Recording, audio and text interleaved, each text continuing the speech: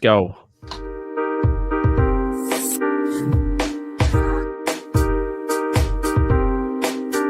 What are we doing? Good evening, I'm the SC Cheese. Welcome back to the breakdown for round 6. Bit of technical difficulties, but we're underway. I'm joined, as usual, by my good friend, SuperCoach Late Mail. Mate, good to have you back again. Great to see you, Cheese. Great to see you, Mr. Charity. I tell you what, the internet connection is lagging, just like my SuperCoach rank, down in the doldrums of 33k. But the only way is up from here. Right? Is that the case? Can someone please tell me? You still could go down, but we'll keep it positive. You can only go up. You can only go up. But, mate, there's something that's not lagging. Mr. Charity, we haven't seen you for a while, and your team's very different than last year. Tell the viewers, soak it in. Where are you right now? Where are you ranked? Actually, I probably should have checked this before I started, but I am still in the top 4K. I'm like 3,700 or something. He's done, ladies and gentlemen. Must be nice. He's broken out of the 30K, the top 30K, and into that top echelon of SuperCoach players. Don't worry though, Mr. 33K. I will meet you in the middle somewhere. I can already feel the downfall coming. And Hey, look, for both as of our Holden sakes, I says, hope not.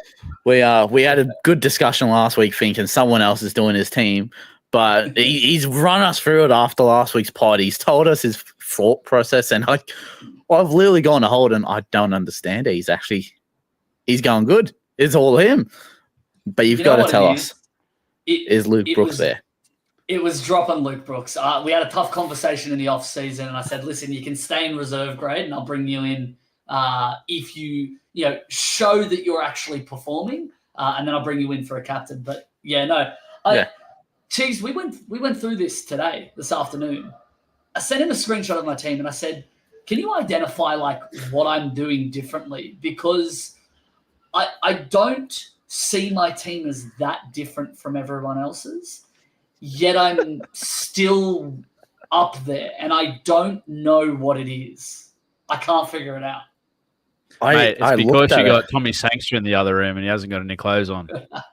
Mate, it has to be, because I looked down and just went, you know what? You haven't really gone crazy. Where are your points coming from? It doesn't make sense. And how are you doing this? But hey, look, I mean, it's kind of worked for the Tigers. You give Luke Brooks a barbecue, you kick him along, and things start to get a bit better. And I reckon, what do you give him? A fishing rod? Catch his own food, barbecue. I don't know what you gave him, but it's worked, mate. But yeah, Reese, let us know. Let our good gibberers and our good members of the hub know, how'd you go last weekend? Oh, fucking terribly. Well, actually, it wasn't too bad. It was about 1,100. The highlight of my weekend was down at the Beach Road Hotel with a couple of my good mates on Saturday afternoon. And as the gibberers will know, shout out to the gibberers chat for the first time tonight. I made the pledge that if Isaiah Voldemort Yongi tons up on Saturday, I will get Voldemort tattooed. And guess what? Yeah. I cheered that motherfucker home just like we all did. He turned up. The tattoo was meant to happen today on my right thigh. I won't give everyone a demo. We did that in the green room of where it's going to go. It meant to happen today. Had to reschedule it due to business matters. However, Voldemort will forever be imprinted on my life and everyone else as soon as this all gets sorted out. But yeah, mate, aside from Voldy turning up, not a lot. We sat on this show 3 weeks ago, looked at footage of Gutho sweeping to the left, sweeping to the right. Gutho sweeps, he does it all night. And I never picked him up. So that was fantastic watching him do. But aside from that, mate, not a lot to write home about. I'll even just pull up my team right here. Yeah, just a bunch of jokers, really. Cleary with a 94 was good to watch. Nico with a 48 was not good to watch. Nope. Lots of questions, not many answers, Cheese. But on the other end of the scale, I see you flying high, baby. Yes, I've put one good year together in SuperCoach where I haven't gone up and down like a fucking roller coaster.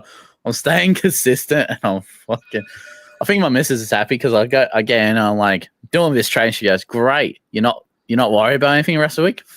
Fuck no, I'm not ruining it. If it's not broke, I'm not fixing it. Yeah, no. 12:34.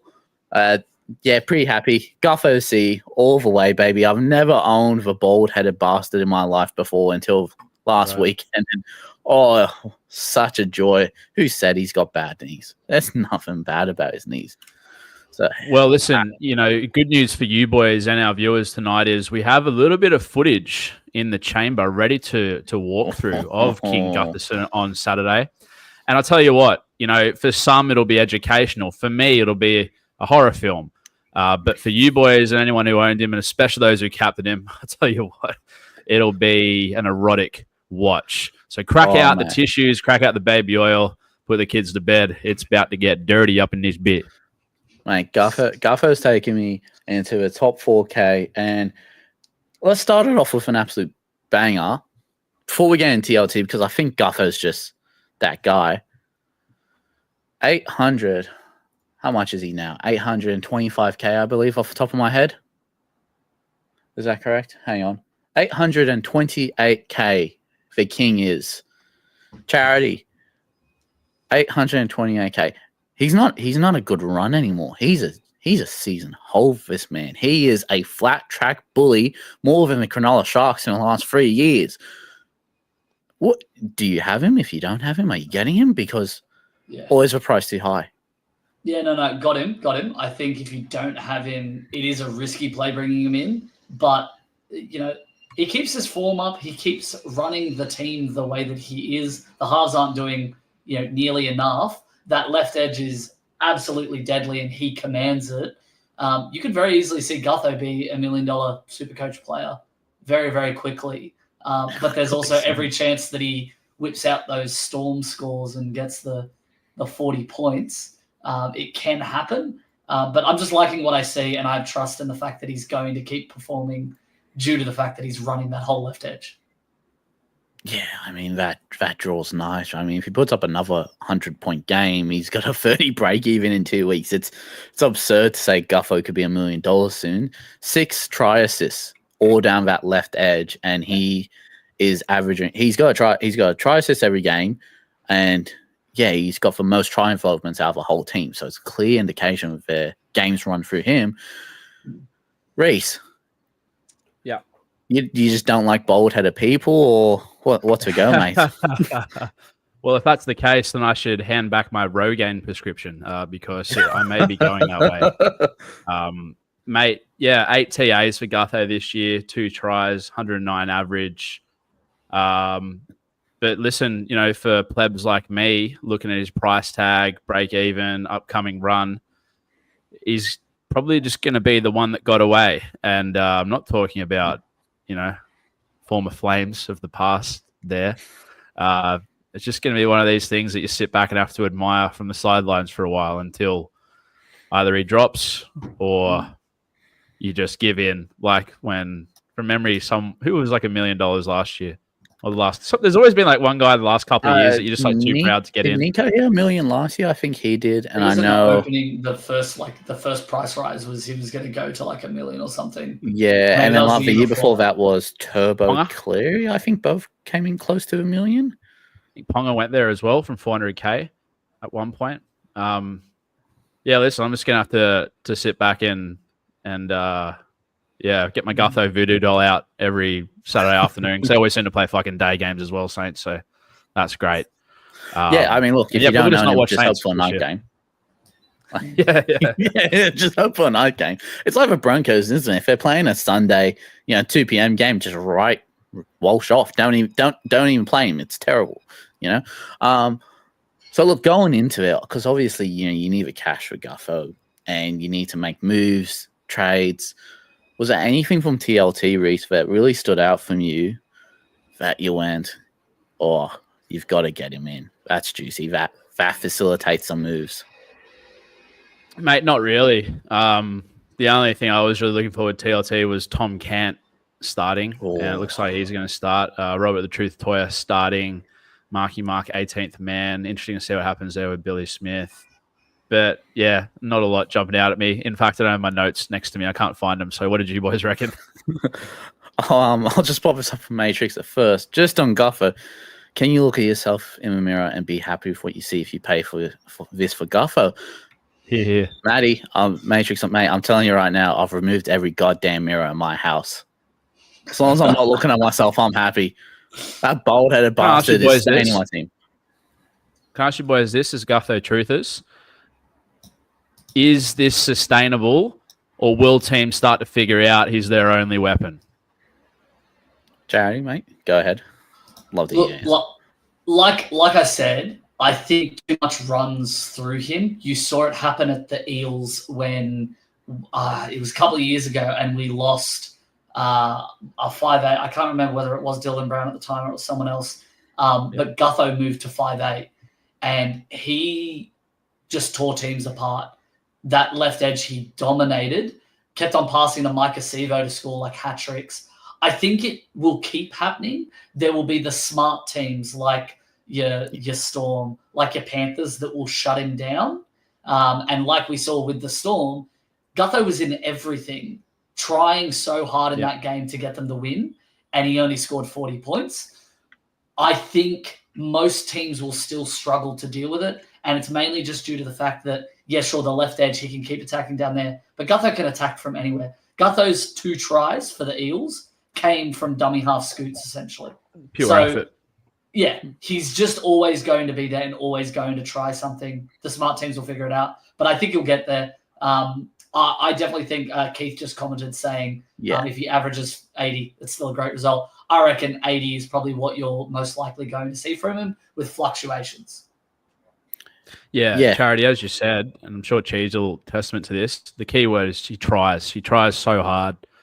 He's the fittest guy at the club, definitely. Probably arguably the fittest in the NRL. He's got that chip on his shoulder. There's that whole narrative. Fuck, he would have loved scoring a double against Para on the weekend, and as did the Saints fans in the crowd who were doing the Guth around. Did you see that footage? And then the old Para bloke was like, "Sit the fuck down, mate." It's so good. I cheered when Gutho scored, and I'm a Para supporter. When he scored, I was like, Gutho, let's go. Not because I owned him in SuperCoach, but because I was like, he just deserves that. So it was a great moment. Yeah, it was. Look, I mean, him scoring against Para is a bit wholesome because when you think about it last year, we heard he's got bad knees. We need an X factor, and he's been an X factor this year. Like, he's always been that fittest guy. He's always been that 1%. His defense hasn't been, like a Dylan Edwards, but he's always been in spots he's needed to be. Great defensive awareness, especially in the late minutes of games. But we didn't need to see an X factor from Gutho at the Eels. We had Moses. They have Brown. They control the ship. Now in a team that's needing that leadership and needing that spark, I mean, Gutherson's he's come alive. I've said it before. He looks like he's 10 years younger. His knees are good almost. He wants to, and I said it in my post the other day, he wants to be the X factor. You can see that in his face. You see that drive he had at Para still there and even more. No, Charity, I 100% agree with you. I'm very big on the fact that when he comes up against the Storm, Panthers, those are the top 2 teams shooting out to my mind that will stop the Dragons' shape. Because we've said it before, and I'm sure Reese will look into it for clips, their shape is a very basic shape. They don't hide Gutho. He doesn't sweep at the last second. They don't try to, catch out an odd man and an odd defender by changing shape at the last second. Very traditional shape from the Dragons, and they've done it for years prior. Fullback is 2-man out wide early. They give him a nice ball, and they say, do the rest. If he was at Para, we wouldn't see that.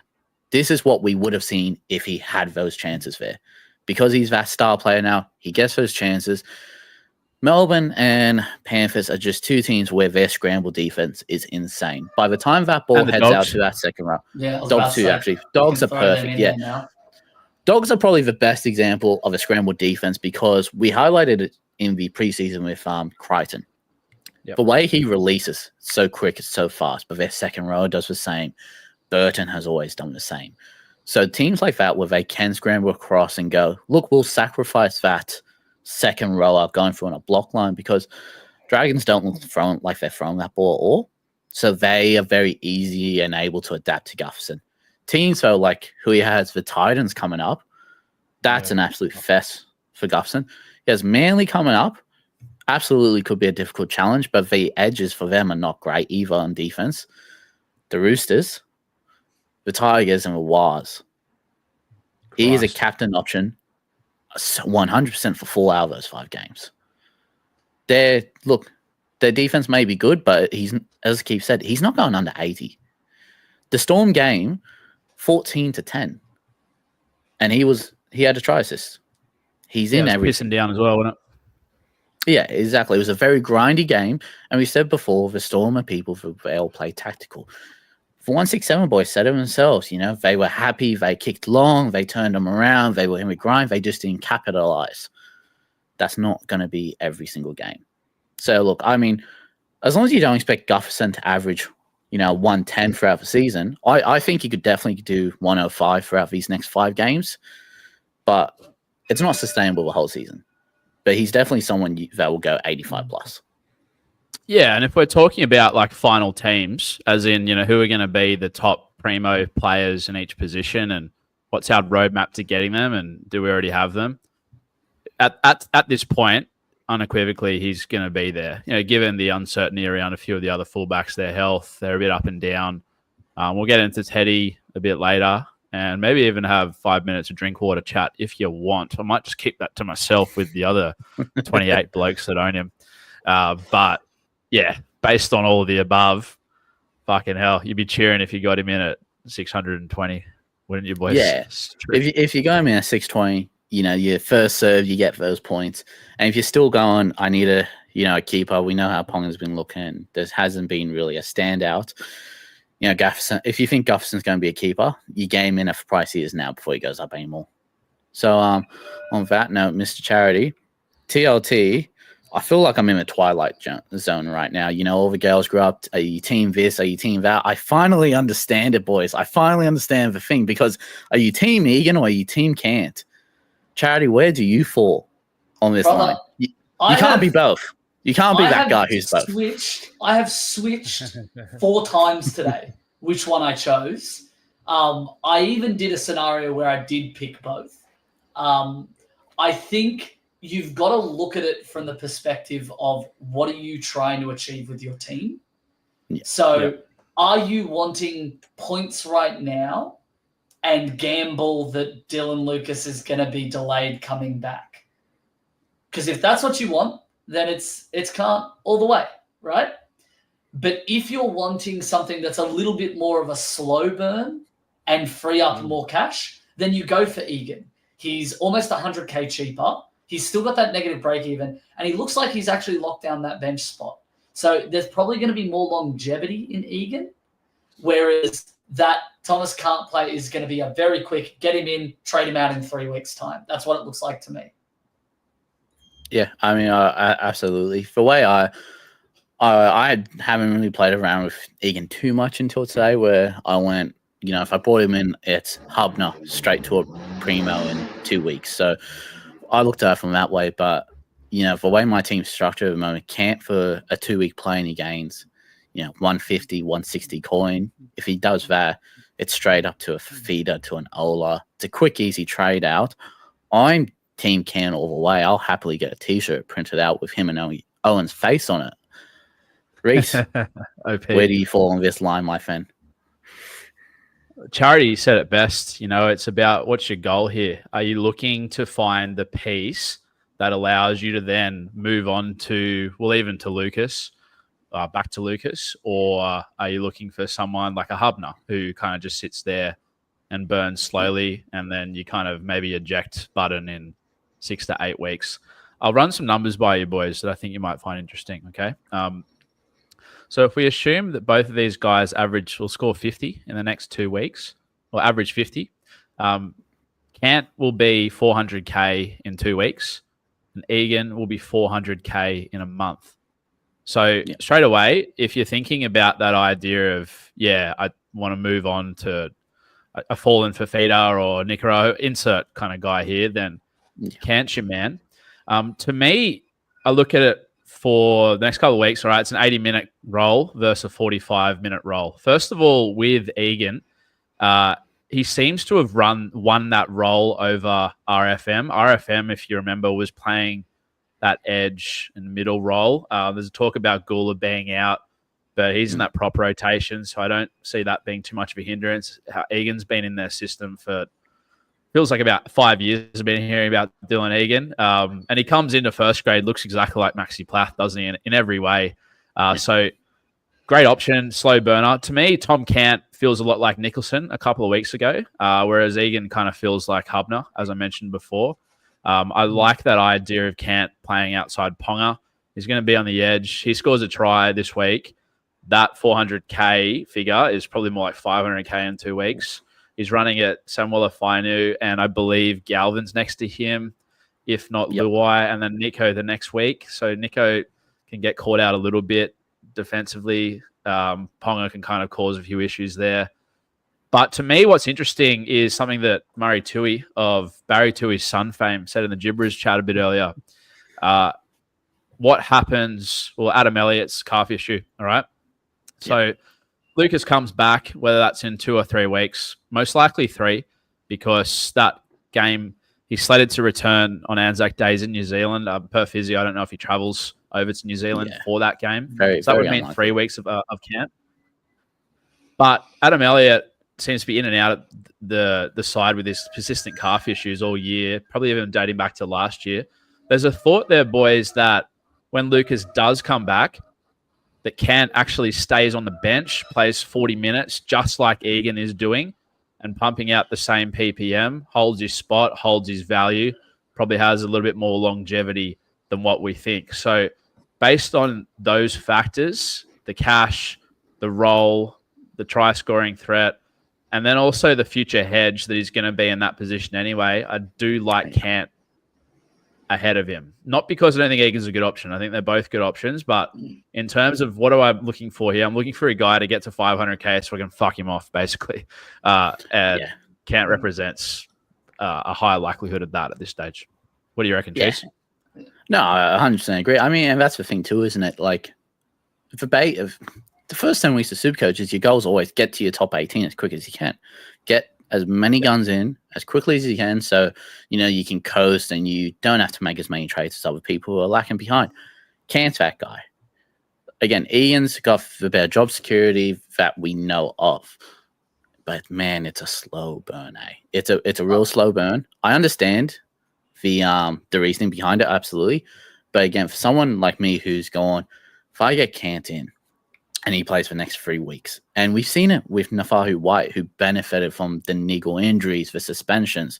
Yeah. I mean, as long as they get their shots, they're absolutely golden, especially at this price. Kant's very likelihood.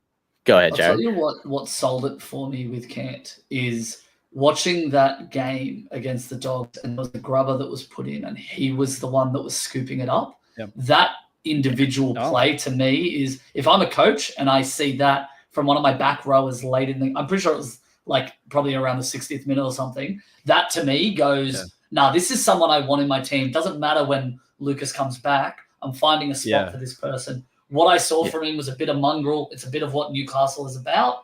They got in, they got it done, and I think he's someone that should be in that team moving forward. Yeah. Charity, mate, can you do me a favor? Go into KO after this pod, clip that up, and then drive it up to New Lambton, Newcastle tomorrow, and just put it on AOB's desk and say, hey, see this? Keep him in.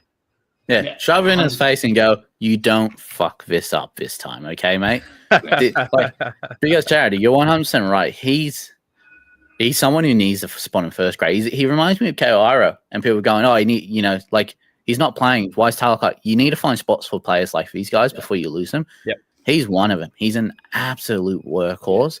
He's got that attacking ability too. He's only going to become better with age and with experience. Like, again, 3 weeks of Thomas Kant gets me Ola, Fafita, can even get me up to 700K guy. He's going to be one of those guys who closes the bridge. The question is, I suppose, say worst case scenario, are you happy for one week price rise? If that's worst case. It's looking like it's going to be 100K. A 1 week price like 100K is actually going to be at 54 is 100K. Is 97K. So he hasn't gone under that at all. He hasn't gone under 62. He scores a try this week. I said it to a mate a couple of days ago. I just have that feeling, just like I did with the Yongi on the weekend, that he's getting over at some point. And this is like, a bit of a rogue / niche comment here. We haven't mentioned it yet. But Tom Kant, pretty rough lid. I kind of like that in a way. I mean, it's that Seyfarth theory. Is like, is Seyfarth better because his lid's a bit beaten? Maybe the same thing goes with Kant. These kind of guys have got to kind of prove their mongrel because they're not hot. Yeah, I mean, like, look, you're not going to sell jerseys with Kant on the back, are you? You're not going to get him in magazines. KP's in him. He gets all the sponsorships. Yeah. Kant's really got to show that bit of mongrel and go, you know what? He could be in a 5-man calendar. That's what you need. That's what you need for Kant. But boys, look, Kant and Egan, I think we can all agree it's pretty much dependent on what your team needs. If you want that slow burn, that player who's got that job security, you got Egan. If you need someone who you're going to quickly shuffle off to a keeper, Kant's your man. I can maybe explain a little bit more around what made me make the decision of Kant over Egan. Was I looked at it and I was like, well, Egan's going to be a bit more of a longer burn. And I was like, do I want someone like this in my team long term? And when I traded him in, looked at my team, I said, I don't like this in comparison to the other players that I was looking at. So that's just what I constantly tell people to do. This is before you make the trade, look at what your team looks like and go, am I happier with this team than I was with the team I just had? And if I don't think I'm happier with it, then I go, I'm making this trade because of the break even, or I'm making it because of some weird hunch that I have. What if you're happy with neither team? Do you just make a new team at that stage? What if you're 33K, mate? Yeah, delete that. Hey, mate, try AFL, bud. You're good.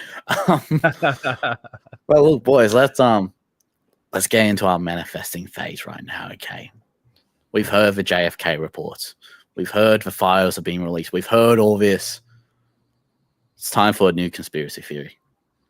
Oh, hang on. Let me get my tinfoil hat on. 1 sec. You good, mate? You good? Charity, you ready for this, mate? This is You good. not a man. I know. Let's go. Reach out for it. Hit me Oh, mate, that's absolutely beautiful. That's my conspiracy theory is round 12. Could we see Latrell Mitchell in a 5'8" position with SuperCoach? Nah. I'm taking the hat off. That's rubbish. All right. Now listen. Again, conspiracy theory. Here's the thing. But CTW is for play, right? We want that, but I don't know if that's going to be the case. I think he will stay fullback because they'll eventually move him back into fullback. However, I think Mitchell has such great potential at 5'8". If he is good in defense, because it's only 1 over from the is it 1 or 2 over from the center position, which he's great at. Yeah. As long as he's good in defense, I think we could almost have found the Latrell Mitchell's perfect position. I really rate it. I actually really want to. I can't wait to watch him at 5'8". I got no interest at 5'8", man. I want him sweeping both sides of the ruck at fullback if I'm going to bring him in. Like if he's just on the left throwing forward passes again, I don't want to know about it, man. That forward pass happened right in front of me, by the way, and I'll die on that hill. That was bullshit. Is it just for saltiness from a forward pass so you don't want to bring him in, or? I mean, look, I agree with you. Any other player, you're going, he's stuck on the left. It's like that Nico debate we had early in the season. He's stuck on the left. He's stuck on the right. I don't know if I want to do that.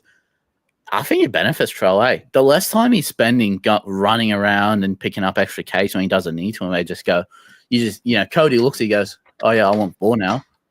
I'm happy with that. I mean, it's better than him being stuck in the center. He gets that little bit more opportunity to roam. Yeah. But better than at center. The other thing is too, and Realm brings this up, and thank you, Realm. This is beautiful. Love your Realmy. Absolutely great work. Troll will still go both sides, and I think it's very possible. Is it out of the realm that we see something that Knights are doing with KP and Sharp, where that left side, Sharpie's playing that sweep where, KP's that first receiver? Because if you're, in the attacking 15 and you go, oh, okay, cool, Gray, he's got a bit of ball movement, he's decent with his hands.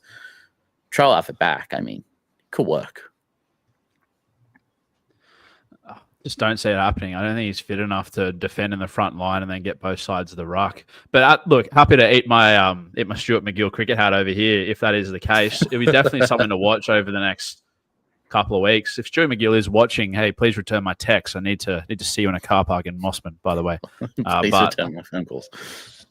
Yeah, no, very interested. That's 100% something to track though the next couple of weeks, isn't it, lads? Just seeing his movement around the field, and if he is popping up both sides. It'd be interesting to even look like split test his touches at fullback versus the ones at 5'8" as well. I'm not sure if that data is possible, but it's an interesting one because Charles. Charles fullback, he kind of just finds points anyway. It's just I mainly want it because of how much I hate 5'8". I absolutely hate that position right now. It's absolutely godsend, and we've got too many CTWs to really pick from. They're just all injured at the moment. Tell you what, I am keen to see with Trell, and they've started doing that a little bit last year, but just as his big left boot, far out, I think he's probably got the biggest kick in the comp, doesn't he? Especially when he stands like 5 meters behind the ruck and then puts it into absolute orbit. It comes down with a bit of frost on it. Good luck. If Jai Gray was trying to catch him at training, the poor little fella probably gets squashed, wouldn't he? Bloody hell. It's funny because you look at Burdens and they're so technical. They're technically beautiful. He strikes the ball probably the best out of any half, for a bomb. When you look at Latrell, he strikes the belly of a ball 10 out of 10 times.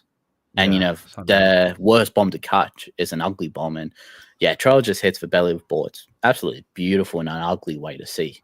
So, that would be great to just see from an NRL standpoint again. He's absolutely beautiful. Now, Reese, mate, do me a favor, pop up your clips.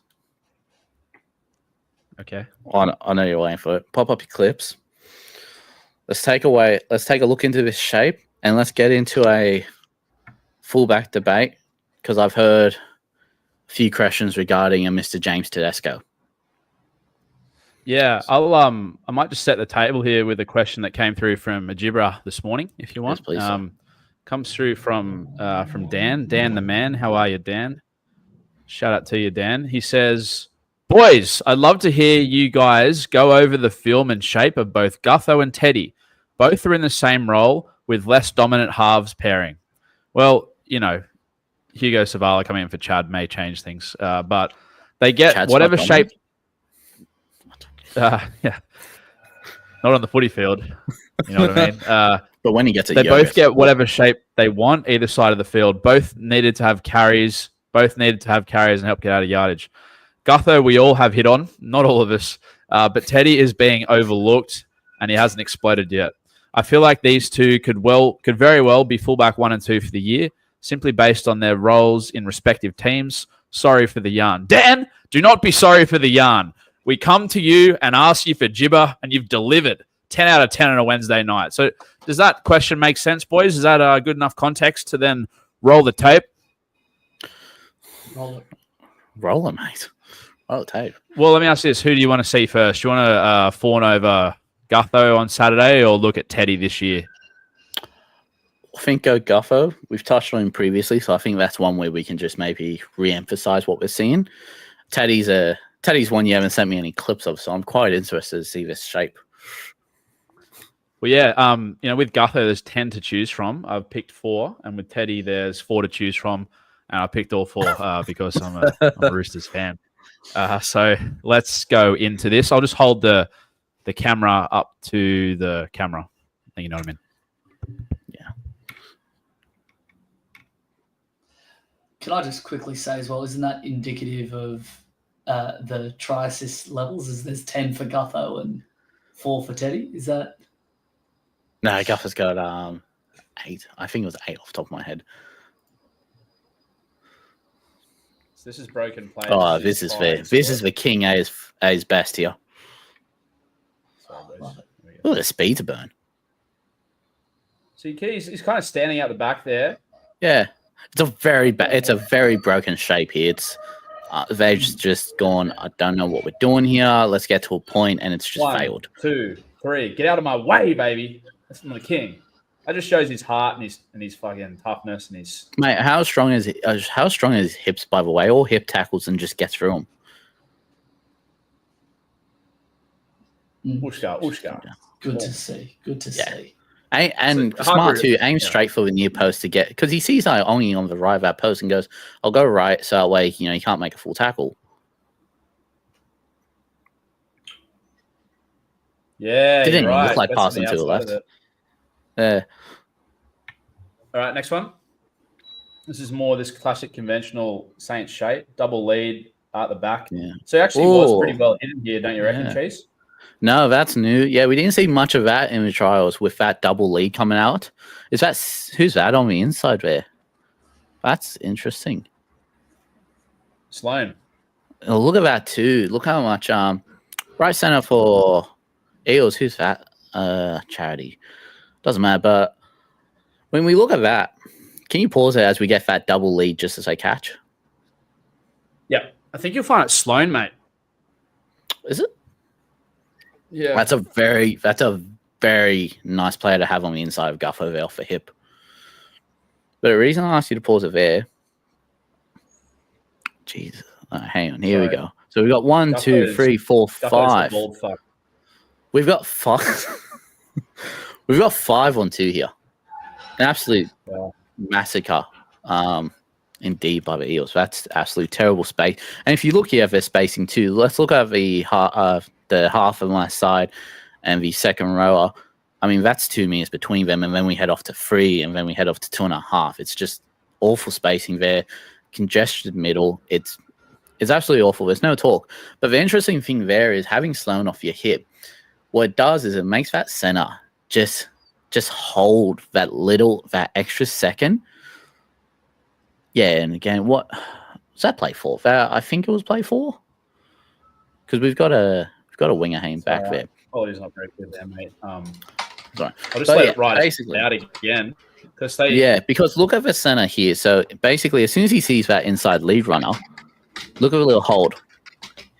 Instead of, he hesitates that 1 second where he could have straightened up, and then he shoots. Boom. All right, I'm going to commit now. Gutho easily could have just gone back on the inside there. That play works either way. That's an awesome shape by Saints. You haven't seen that before, eh? It's a bit Cooper Cronk, Billy Slater-esque. Remember how they used to run that inside ball out of nowhere? It's like they've adapted that just into a backline play now, when it just used to be the 2 of them. So it's a very nice shape there for, if you come up against a weaker, tiny half, Sloan gets a little fend on him, and he's got one-on-one there. Sloan's not the biggest guy, but he's quite a quick man up. It's a nice shape. It is this replicable, you reckon? Oh, 100%. You can do it on both sides of the field.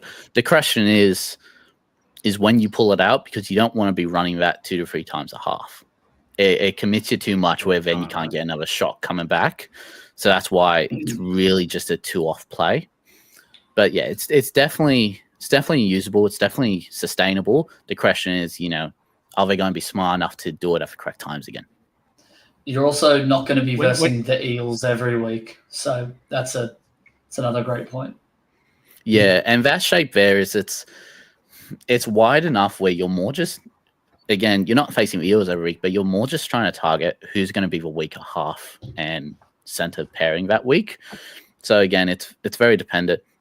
If you come up against a Storm, you're not trying that at all. They'll shut that down, and then you're lost for 2 plays. I think interesting what you said. Oh, sorry. Yeah, Cheese, interesting what you said about you can only really use that, show your cards once. Is that, by that you mean they can't necessarily set that up twice in a game? Or it's just like a one-time set play? So you can set it up multiple times, but it's the same as our old saying, all right, we've got a normal, free pass out, fullback to third pass, to lead runner. You hit the lead runner 4 times, you hit alpha back once to a fullback in between to kind of keep him guessing. With that shape there, you're never hitting Sloan. You can never hit Sloan there because Gutho has to be in front of Sloan to catch that ball. So essentially, you're just saying, all right, we'll try and get Gutho one-on-one because, you can't hit Sloan there because Gutho comes out of play. Gutho is rendered useless, and then you've got CT. He's pretty much rendered useless as well. Sloan can't get a pass quick enough. It's a very much play for Gutho to go, am I going out wide? Am I going inside? When they show that 2 times a half, you then just go, all right, cool. Especially in the 10, you sacrifice a marker early. So basically, they're here, I'd say 5 meters from far post. You slide off your second rower outside, and then you just leave a 2-man on a 3-man. Because often it's your second rower center and right winger in this scenario, and you're not going to chance that when you've got this play set up. Just shows the gravity of Val and Luciano as well. They run really nice lines here to open that space up for Gutho, don't they? And then Sloan on the inside creates enough instability. Absolutely. And that's the thing where if you had like a Nathan Cleary here, you've also got that option for that kick through and that turn on the inside for like Liam Martin. But when you're a bit more one-dimensional like this with Gutho running that play constantly, you've just really got to pick your moments there because, again, better defensive teams are prepared for that. We'll move on to the next clip. You guys may be wondering why that last one was cut short because the money man is not the money man anymore. He's not allowed to celebrate. Shane Flanagan, not a big Shane McMahon fan. Here comes the money. Here comes the money. The next one is they're going shape to the left. It's more of a conventional shape. And this is actually another Gutho try. When he scores this try, I think he tons up. So this will bring back great memories for you boys on Saturday afternoon because I dare say you'd be up and about once you saw this live.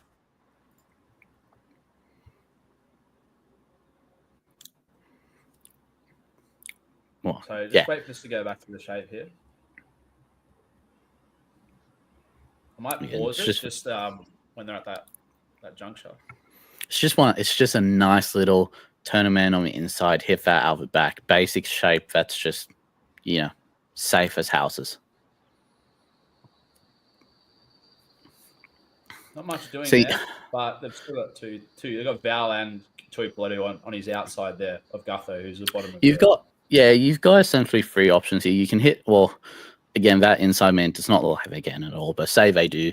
You got the inside man, you've got the lead runner, and then you've got those 2 options at the back that you can hit. Again, it's a nice safe as houses play you want to go to. Simple footy. We'll let it play out again. So we see Tuipulotu was actually unmarked on the wing there. That a better halfback maybe throws a long ball there. Yeah. Gets him over. Again, it's a bit risky because it's just the way that Power were playing that there. They weren't committing too much to Gutho there or to Val.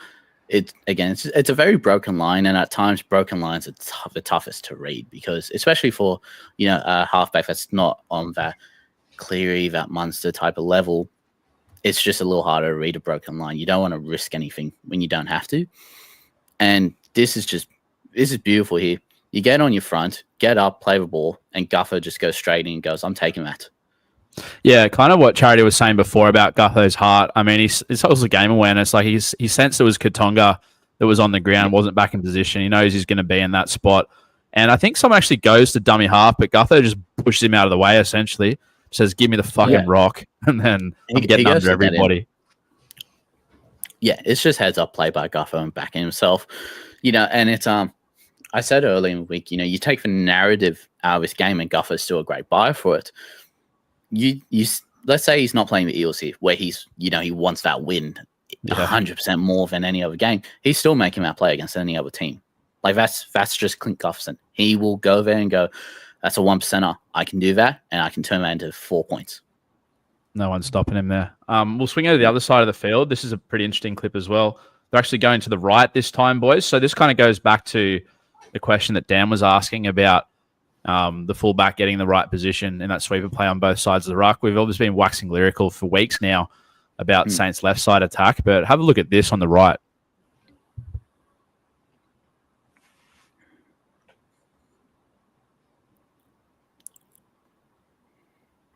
I still can't get over that ball. I can't get over that. That was a lovely touch by Gutherson. I still don't know how he's actually gotten that off so efficiently to where it's given Sloan the opportunity. What happens here, though? So we got lead. Yeah. I mean, again, if Para has actually performed the D here real well, both have shot up at the exact same time. Usually you get a center shooting up early, then the winger has to react. This is great D here by Adokar, the center there, because they've shot up at the same time and essentially cut down that option to force that quick. But it's just a better pass. That's all it is. It's just an amazing pass.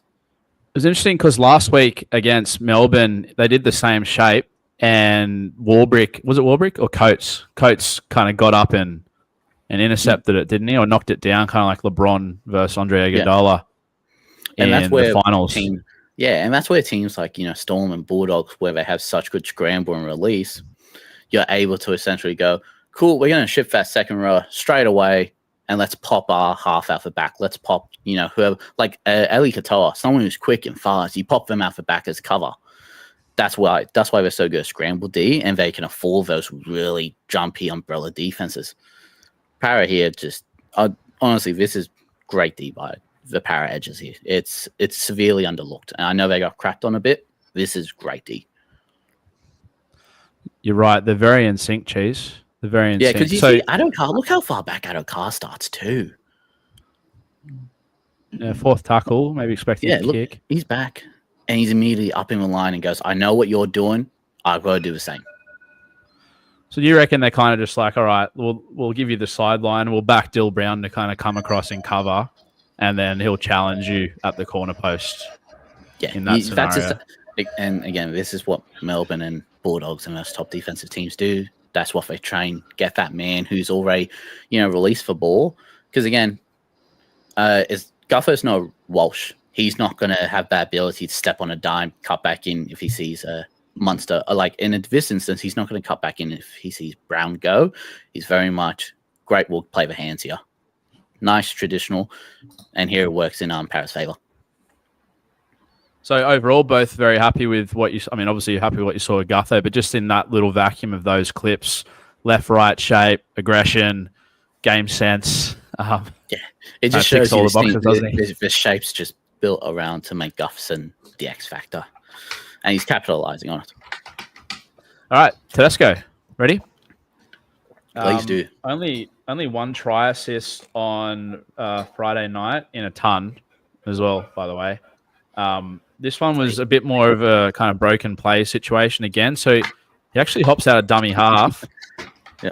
I think he actually does get credited with this. Billy Smith of Next Week. You know what's funny? I was doing my fullback heat map yesterday, and I was going, did he get credited for this, or was it because there were like two other plays where I've just gone, he could get credited for either of these.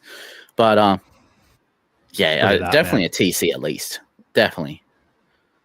Tedesco has not dropped any agility in the last couple of years, has he? Like, gets out of marker, beats Mamazelos one-on-one, steps inside, draws the center, and that's through the hands from there. But fucking hell, that's why Teddy's Teddy, isn't he? That's why I love it though. He sees a marker trying to shoot up early, and he just goes the opposite way. It's Teddy. I think it speaks volume as to how well he has been for so many years, because this doesn't surprise me anymore with him. No, it's just he's one of very few that can do this as well, isn't he? Yeah, you probably slide off. You probably get KP and Walsh, who maybe they do a little too much at times, where Teddy's just, cool, I've been my defender. Is there an overlap? Great, we'll go that way. He just goes, all right, cool, everyone else does their jobs. Not really a great clip to show shape, that one, but this one is just as good. This is actually a bit of Siwa Wong magic that we'll get into about Siwa Wong in a sec. But we see Roos's left post. We've got Chad first receiver. Teddy quite infield. Yeah. But throws a beautiful short ball there to Wong instead of out the back to Toya. This is just all Wong, this play here. Look at that step in. Like that's what makes that play so well. It's that step in. He doesn't do that. It's a one-on-one tackle. Step in by Wong. Oh, nice. Yeah. He shakes that center defender, doesn't he? Yeah, it's what we see KP do all the time with those sweeps. He steps into the pass instead of waiting for it to come to him. Wow. Wong does it here. And again, it's traditional basic shape, but what makes it so great is that play on the end of that ball going, I need to adjust, I step in. And, I think this is why Wong's such a talking point this week, is because he's doing things like this.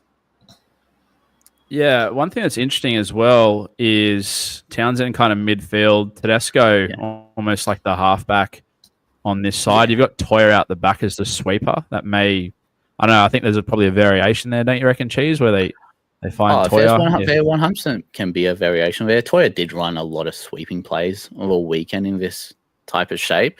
The thing that comes to me as a bit more of a surprise is not so much with Chatty, as you can see, early pass, but Tedesco too just goes far enough where he draws in and goes, I know that I can trust my outside men to do their jobs. I don't need to risk going too far into a line. Like, it's a perfectly timed pass. Another step and it's not on. That's bloody Wong unbelievable there, isn't it? Left foot, like right foot, right arm flick. Yeah, just absolutely beautiful. You can't really teach that, can you? That's just God-given ability. Yeah. It's a fullback in a second row's body almost. Okay, a couple more Teddy clips for you. You didn't want to go. This is now against Penrith. This is against Penrith a couple of weeks ago. So we see a beautiful shape here by the Chooks. You got Namangani Tawase popping it, throwing round the backboard to Teddy. That's a beautiful variation there, isn't it? Look at Marky Mark's hands there, man. Far out. And this is the key thing when we're saying with Gutherson and the dragon shape, they're not hiding Gutherson. This is you're hiding Teddy here because you don't know where he's coming off the back. He can easily come on the inside of that pass instead. Like, that's the difference there. Whereas, for anyone who's played rugby league growing up, I'm sure you'll remember those drills where, you've got two people holding a pad and they say, great, catch the ball, turn, pop it up. This is that. This is how it works in the NRL and at full speed, because basically you'd probably want that first lead runner a little more to the inside shoulder of Martin and get Cleary probably 1.5 meters, probably even just 1 meter really spaced more out on him, because Guffo can then go on that inside instead. That's why it's such a dangerous shape. And look at how far Tedesco comes there. And you're right, they do hide him. He almost looks like he's going the inside of Crichton, like it's going to Crichton. He's going to pop back in an inside ball there, doesn't it? But yeah, exactly. And he finds himself. I noticed on that heat map that you posted, Cheese, that Teddy's TAs are all like literally inside that tram line on the sideline. Absolutely love it. One in that 15-meter corridor on the left, one on that 5-meter corridor on the left, and then on the right side, he's got three try assists in that 15-meter corridor. So he absolutely loves it. Here's one on the right side. Here's one of them. So we go left side tram line. Look at this little in and away he puts on Jack Cole here. This is a bloody 31-year-old man, ladies and gentlemen, putting a young kid on skates. Bang, bang. See you later, baby. I think the nice thing about it is just seeing Teddy get early ball and just seeing what he can still do as an individual, because they had no right for an overlap here. They didn't have an overlap, and all they've done is gone man up. And Teddy's backed himself in against Jack Cole, and it's worked. Watson through the middle. I think that put Watson to a ton, that try as well. It was like, give it to fucking Toya. But that it was Watson. The only thing there is you want Toya to be a little bit more behind Teddy. So once that center does shoot in on Teddy, it's a real nice, easy pop here. So, like, going back to that 1 versus 2, like Gutho versus Teddy or both, Gutho can't do this, right? Like, it's as simple as that, can he? I mean, like, we're not saying Gutho's a bad option at all, guys, but, like, in terms of, who we think's unequivocally going to be number 1 this year, it's probably got to be the guy that can do the in and away from 40 out, isn't it? Like, when I look at Teddy, I see him more man up individual brilliance, again, like this, beating his defender man up. When I've been doing the heat maps of fullbacks, I've been watching Gutho's highlights over and over again the last few weeks. It's that everything he's doing, it's not to beat the defense himself. It's to set up his outside backs. The amount of times in the first 2 weeks that, we watched him, I rewatched it, and it's, Guffer can probably squeeze for a hole here, but he just holds it up enough to then give, that tip on to then get another tip on, and CT goes ahead. He's very much trying to target 2 defenders at once to make that safer pass, where Teddy goes, I'll back myself in, and we'll see what happens here. So they're a little bit polar opposites to each other, but they're both being brilliant in their own right. We'll swing it over to the left-hand side of the field. This looks like a very similar shape to what the Saints had for that original try. Excuse me, one sec, boys. Again, so Cleary gets caught infield here quite a lot. Tedesco sums it up. Nice short ball there to... It's a great line ran too. Is that by Crichton? Because that's a brilliant line there. Like, you hear him, he's straight over it as well. Yeah. Yeah, it just puts Nathan on his heels there, doesn't it? It's where this breaks down is that it's in the middle.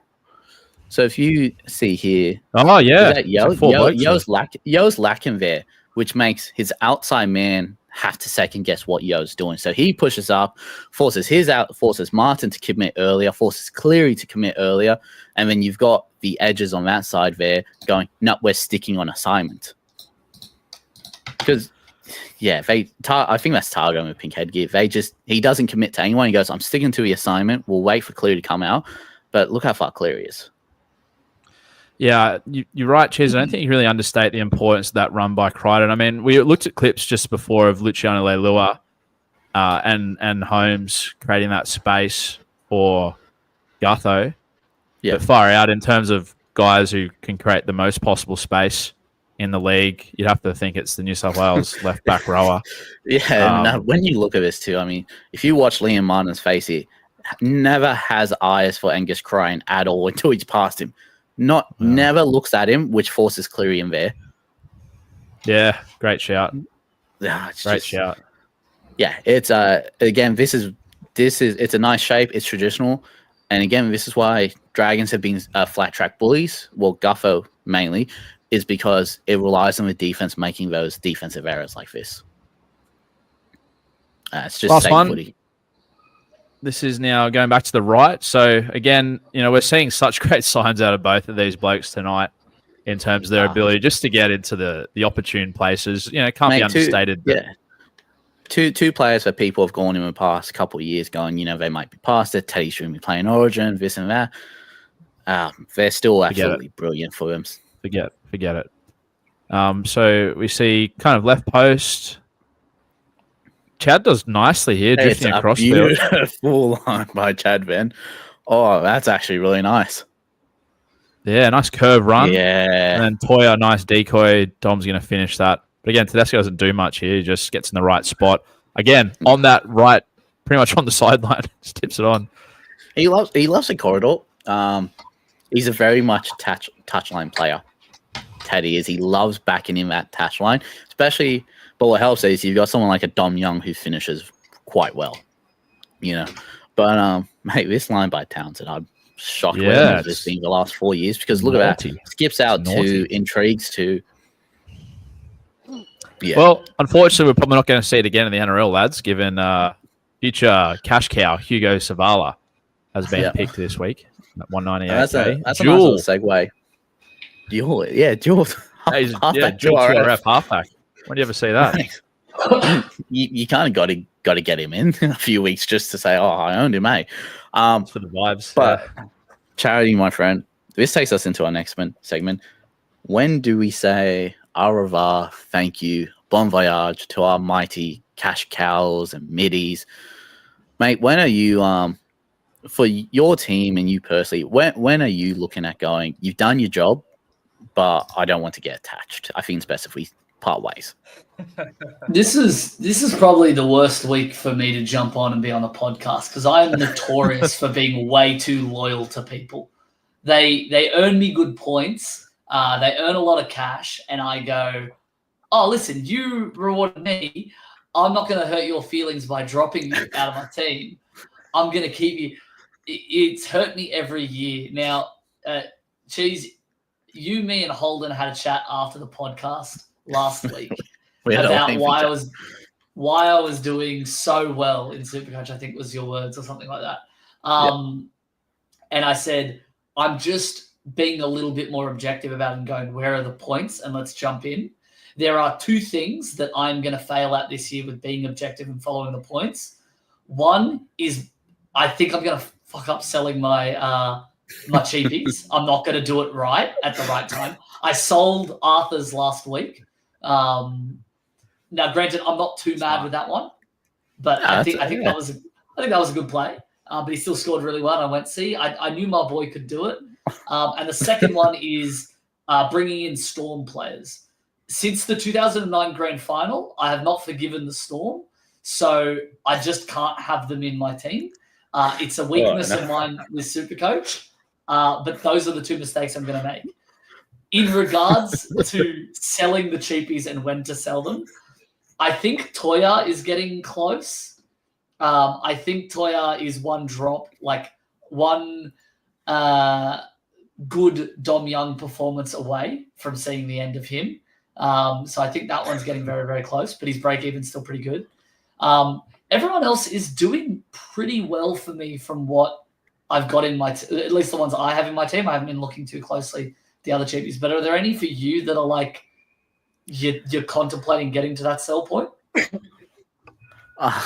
First, I just want to touch on, I can't wait for Eli Katoa to average 100 over the next 3 weeks. And I've never owned Eli Katoa. I've never owned Eli Katoa because I cannot do it to myself. I've owned Munster and I own Pappy right now, but that's it. That's, I think, the extent. Mate, Ellie didn't even play in 2009.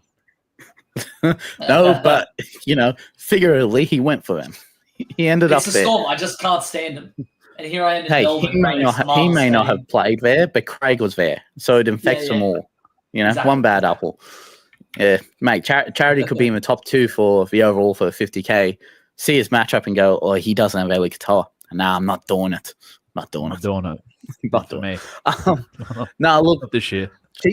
Cheapies are a interesting one because we do get kind of attached, don't we? I don't want to sell offers. I know I need to soon, but I don't want to. It felt so nice just seeing him succeed for my team. I started with Arthur. I didn't trade him in. Same. I started with him. And I was like, that's, I think, part of the reason why I did pretty decent at the start because I had all the good cheapies. And I was like, look at me go. I didn't make trades week 1.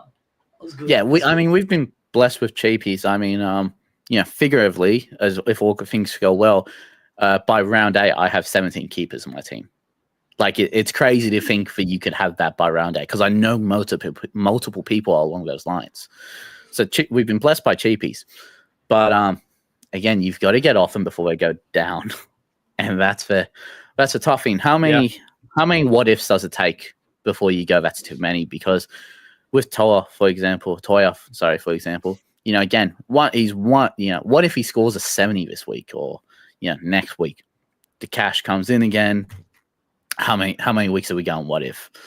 For me, I'm more wanting to drop off these guys like Arthurs and Shibasaki earlier because Shuba, for example, that's about 200K up to Jacob Kiraz next week. Yeah. If all goes well, it could be less. It's very team dependent. Again, you need to balance it well. I love the 2 trades a week where one gun, one cheapie, to a point where you can go, great, cheapie as a necessity. As long as you don't have any other fires.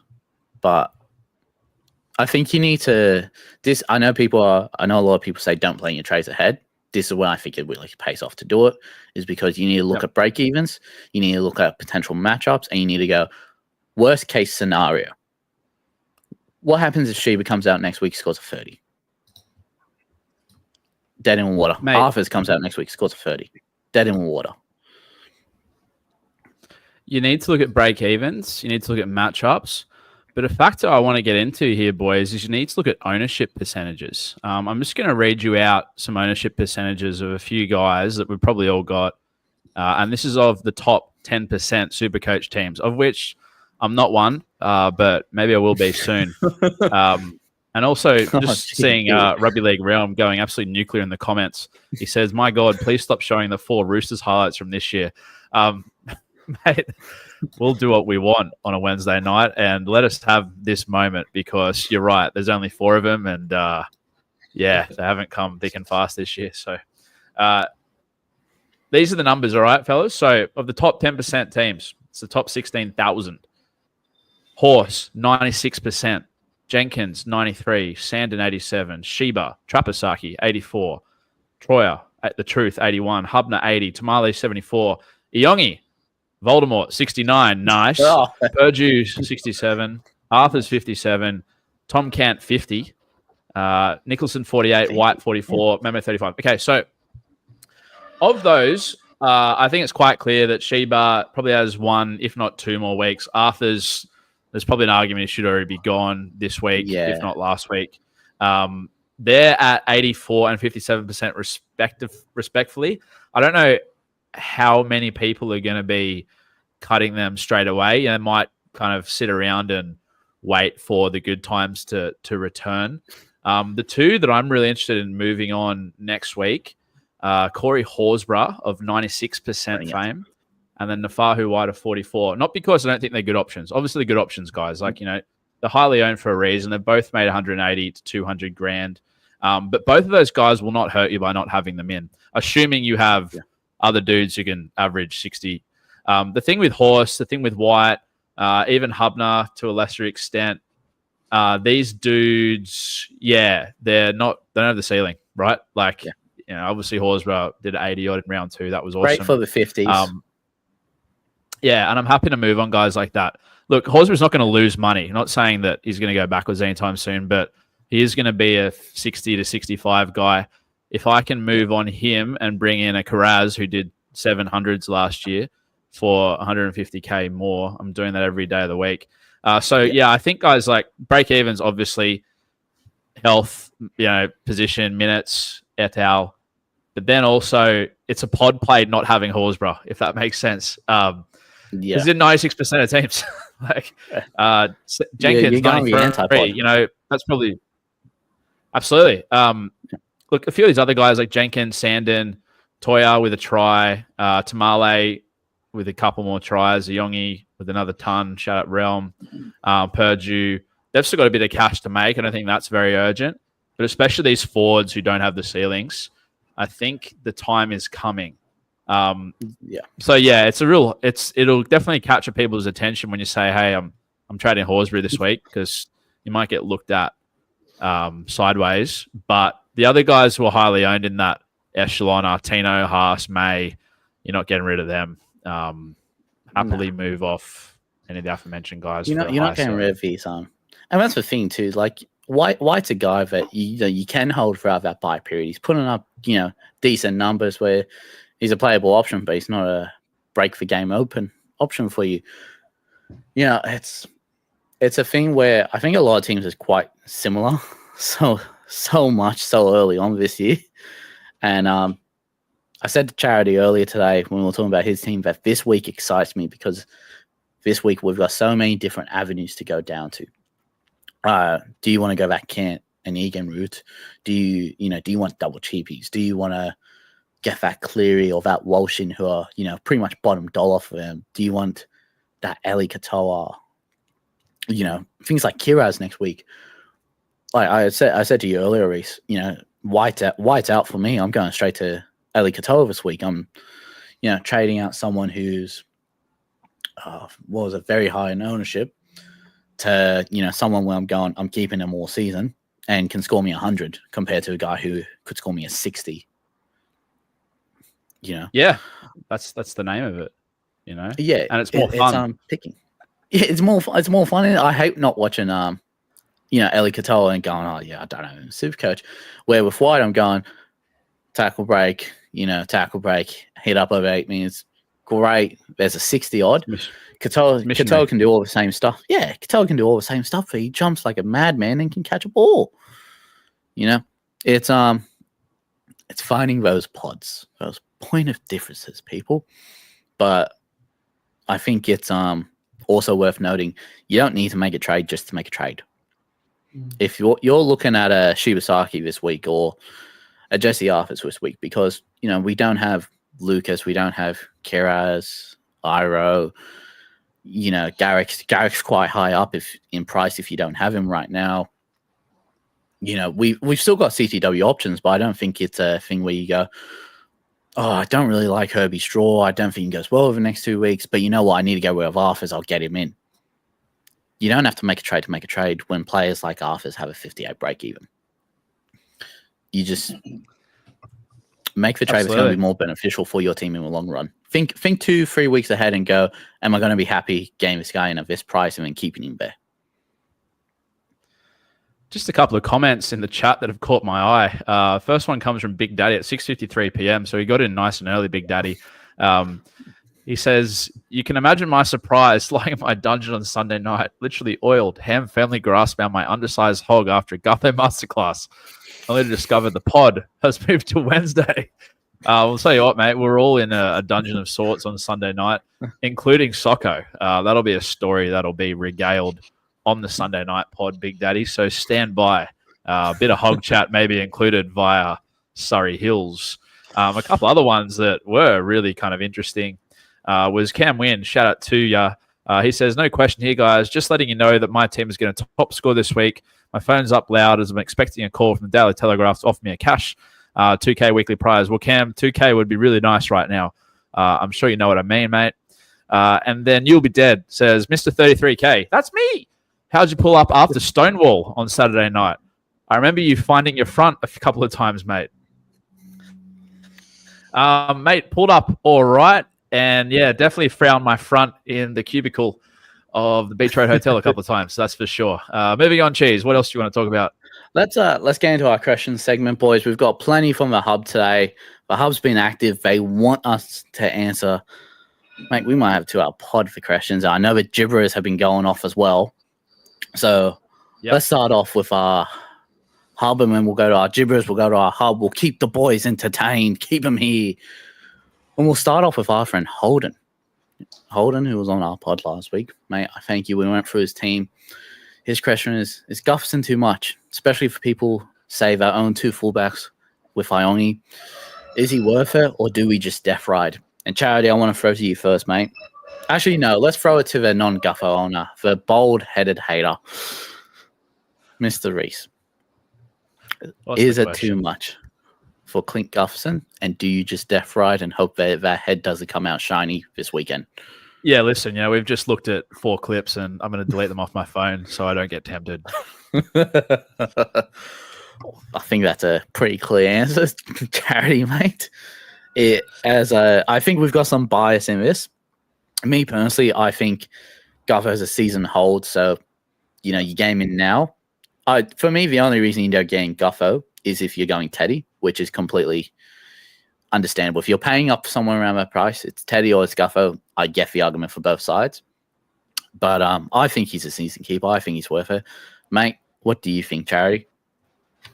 We may have some technical difficulties on my camera, so it's the anonymous talker right now. But listen, he didn't want the bias to show. Wait, hang on. Why did our views all of a sudden go off when I got my ugly mug off the stream? That's crazy.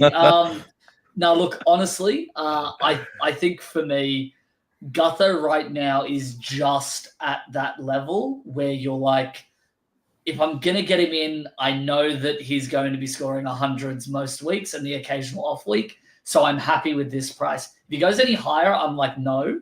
But it depends on how much confidence you have on Gutho being able to perform.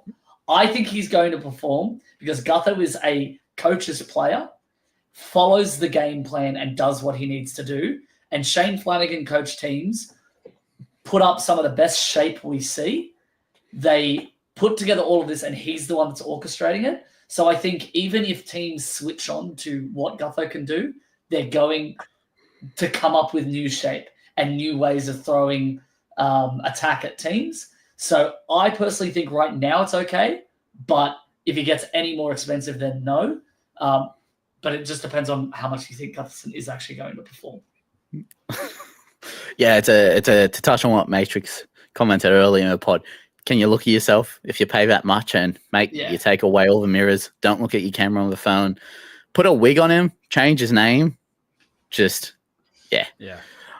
Mate, give us a lovely gibberish question. Shout out to this one comes from Homer. Shout out to you, Homer. He says, boys, Newcastle have only scored 42 points in 4 games so far this season. Do we still see upside in players like Ponga, Marju, and Sharp, considering their upcoming draw? I'm keen on Sharp, but I want to see the Knights score more points. So we'll look at that as a 2-part question.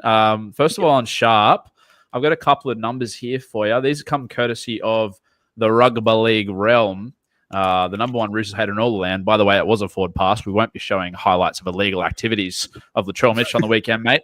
Fletcher Sharp, base power this year, 49.5. It's very handy. I mean, he is priced at 625K. But that's fantastic. I dare say that's probably at Dillbag's level. Center wing 5'8", center wing fullback dual. That's really good. His break even this week is 99. So dare say he'll come around that 615K. Fletcher Sharp's an attacking threat, plenty of line breaks in his game. If you don't have Ponga, Sharp's a pretty decent insurance policy. And he's that kind of new age type of running.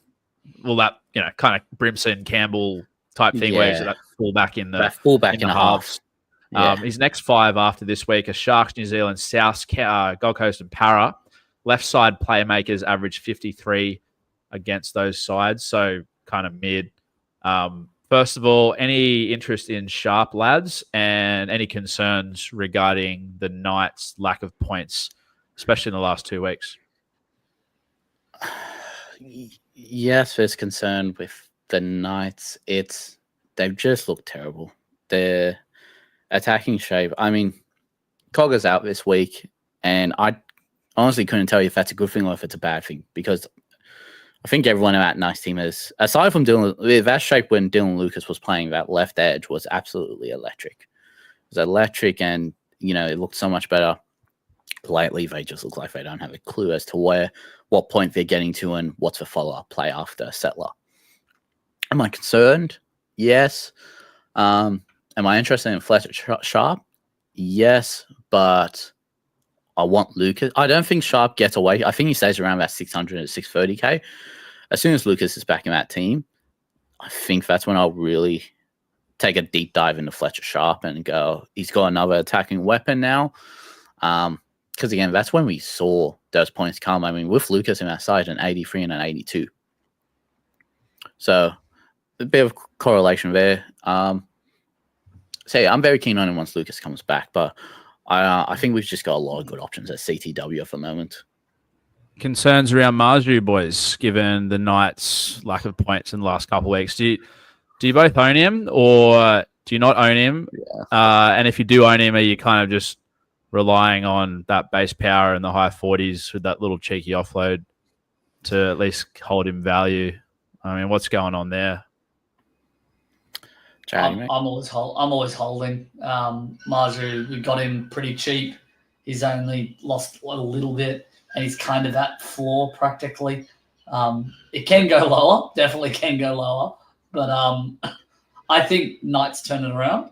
I think as well, a really interesting point about the Knights is they've scored. Are they the worst attack in the league behind Parramatta? I think. I think they are. They're very close to it, if not. Very close. You know what they are, though? They're also second, I think. Someone fact-checking on this. But they're second for points against. The only team that is better than them is the Dogs. So they've conceded 66 points this year. Now, granted, they've got a bye in hand, so they have an advantage over other teams. But they've got some really, really great defense. So on the counter to talking about the attack, their defense is really good. So when we're looking at them as a matchup for SuperCoach, that's actually something that you guys should probably consider. They're not the easy bet that some people would look at them at, especially when we're talking about their attack being bad. But for me, with Marju, I'm holding. I see him kind of as a season-long hold. I can't see myself trading him out unless it continues at these 40s. I agree, mate. I agree. Couple other questions here. Next one coming in from Grant. He says, I've got a question. How come one of the hosts won't get their Voldy tat? Stand by, Grant. Brad chimes in and he says, is there a reason Grant is 600K? Yes. But like with Walsh, because of low scores, is Grant being 600K a systematic issue or is it a blip, gentlemen? Again, we've said it. I think there's a lot of chefs in that kitchen, man. There's a lot of chefs. Look, I still think Grant's a great hooker to have. I finally accepted it this week. Hooker's just an absolute wasteland. I wish I went double cheapie because you get the same value, you know. Yeah, look, as good as Grant is, and it's funny, the old saying used to be about Cam Smith. I used to remember it over and over again when watching his games and commentary. Cam Smith's taking 4 runs in the first 10 minutes. And you go, oh, shit, he's on tonight. If Harry Grant takes 4 runs in the first 10 minutes, Harry Grant's scoring 80 to 90. Right. It's just, we're seeing a lot more of Grant just organizes a forward store point and, Money and Hughesy just take control. Okay. Yeah, look, if you have Grant, you don't trade him out because I don't think it's worth the mental state for when he does go that 2-3 game run insane. But he's also not a trade-in target at this stage. There's too many chefs for me. Shano chimes in. How are you, Shano? One of the great gibberers. He says, Reese, ask Cheese, how does it feel burning his last boost? Cheese, how does it feel? First of all, jealous you're feeling something, but what does it feel like? Excuse me. I've actually still got a boost. I've still got a boost, actually. Thank you very much. And ladies and gentlemen, as I said in the gibberers chat, and many gibberers agree with me, we pretty much get boost in Origin anyway. Like, I don't feel the need to hold a boost in Origin. And I can tell you now, if I had a spare boost in Origin period, I would probably do 4 trades in 1 week, which would be very volatile to my team. So I'm keeping 1 trade for round 26 and round 27. And it's set me up quite nicely for the next few weeks. Next question comes from Will. Will says, given recent findings, should we treat the Warren report the same way I'm treating Luke Metcalf with a 78 BE, #2 shooters? Well, that may be a JFK reference and probably a discussion point for another pod. Dr. Sam, he chimes in. He says, got 300K to spend. Must be nice. Can go stand into Harry Grant and shore up my 17. Or do I wait and use the cash next week and get Ellie? Also brought in Wong for Hopgood. Don't blame me. I did the same. And Guymer to Kant. So it would be a boost. So he's got 300K. Stand into Harry. Well, I'll push back on what you're saying a little bit earlier about Harry not being a great option. Mate, in games with the Big Four since 2020, this came of Rando Stats Guy a bit earlier, Grant averages 80. I think it's 81, 82, something like this. Yeah, right. Okay. Their run is soft as butter. Is it just, early season growing pains? He's been carrying a bit of a niggle. Maybe he's not keen to run it that much. I don't know. But would I spend 300? Would I spend that money on Sandon to Harry? Probably not. I mean, I know Sandon's going to give me 50. Grant, you'd be at this stage pretty happy to get a 70, 80 out of him. Sandon's still got money to make. No, mate, if I'm you, I'd wait and get Ellie next week and just lock that up. Probably 2 hours a higher priority than Hooker. Oh, yeah. I'm Ellie. Even without Hughesy, win a 77. Charity, are you along the same lines? Yeah, except without the getting Ellie Katara in. Yeah. Yeah. That hatred you can't trade Sandon Smith right now. He may come out and score a 20 this week. We don't know, but he's still going to be making cash. You keep that in your team for now and then trade eventually. Grant isn't a rush. Fixing up your hooker position isn't a rush. You get Harry Grant in, then it's a couple of weeks, 5-6 weeks until Origin comes in and he's getting selected. Like, it's not a priority for you to fix that up, in my opinion. Grant's not even in the top 10 hookers, isn't he? For average? No, I'll tell you what, I wouldn't even look past the first 2 hookers for average this year. It's just, it's an absolute shocking, ain't it? I think it's Wade Egan is coming first. Yeah, well, he's not Yeah. too bad of an idea Yeah, either. and I mean, Grant we is know 10th. how it goes. Grant is 10th highest. Cheese, have you still got Brayley? Yeah, I still got Brayley. I'm not trading a hooker. That's the reason I started Wow. with him and Paddy. You're Yeah, so loyal, mate. You're so loyal to your Sharkies. it's a trap, mate. I have hated it.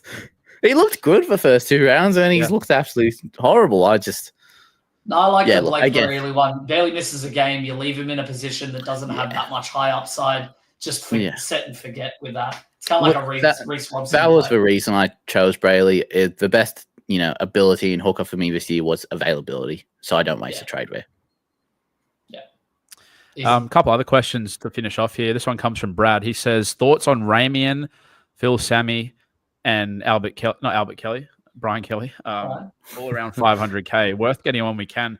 Mate, if you're looking for a pod center winger at around 500K, I love the look of Grant Anderson, eh? Yes. I have him in draft. I brought him in draft last week on a whim, and he's absolutely almost stole me a head-to-head. I did have Humphreys, who got 1, but great. I love Anderson at that price point. Walbridge could be out for a little bit. He's playing on that right wing.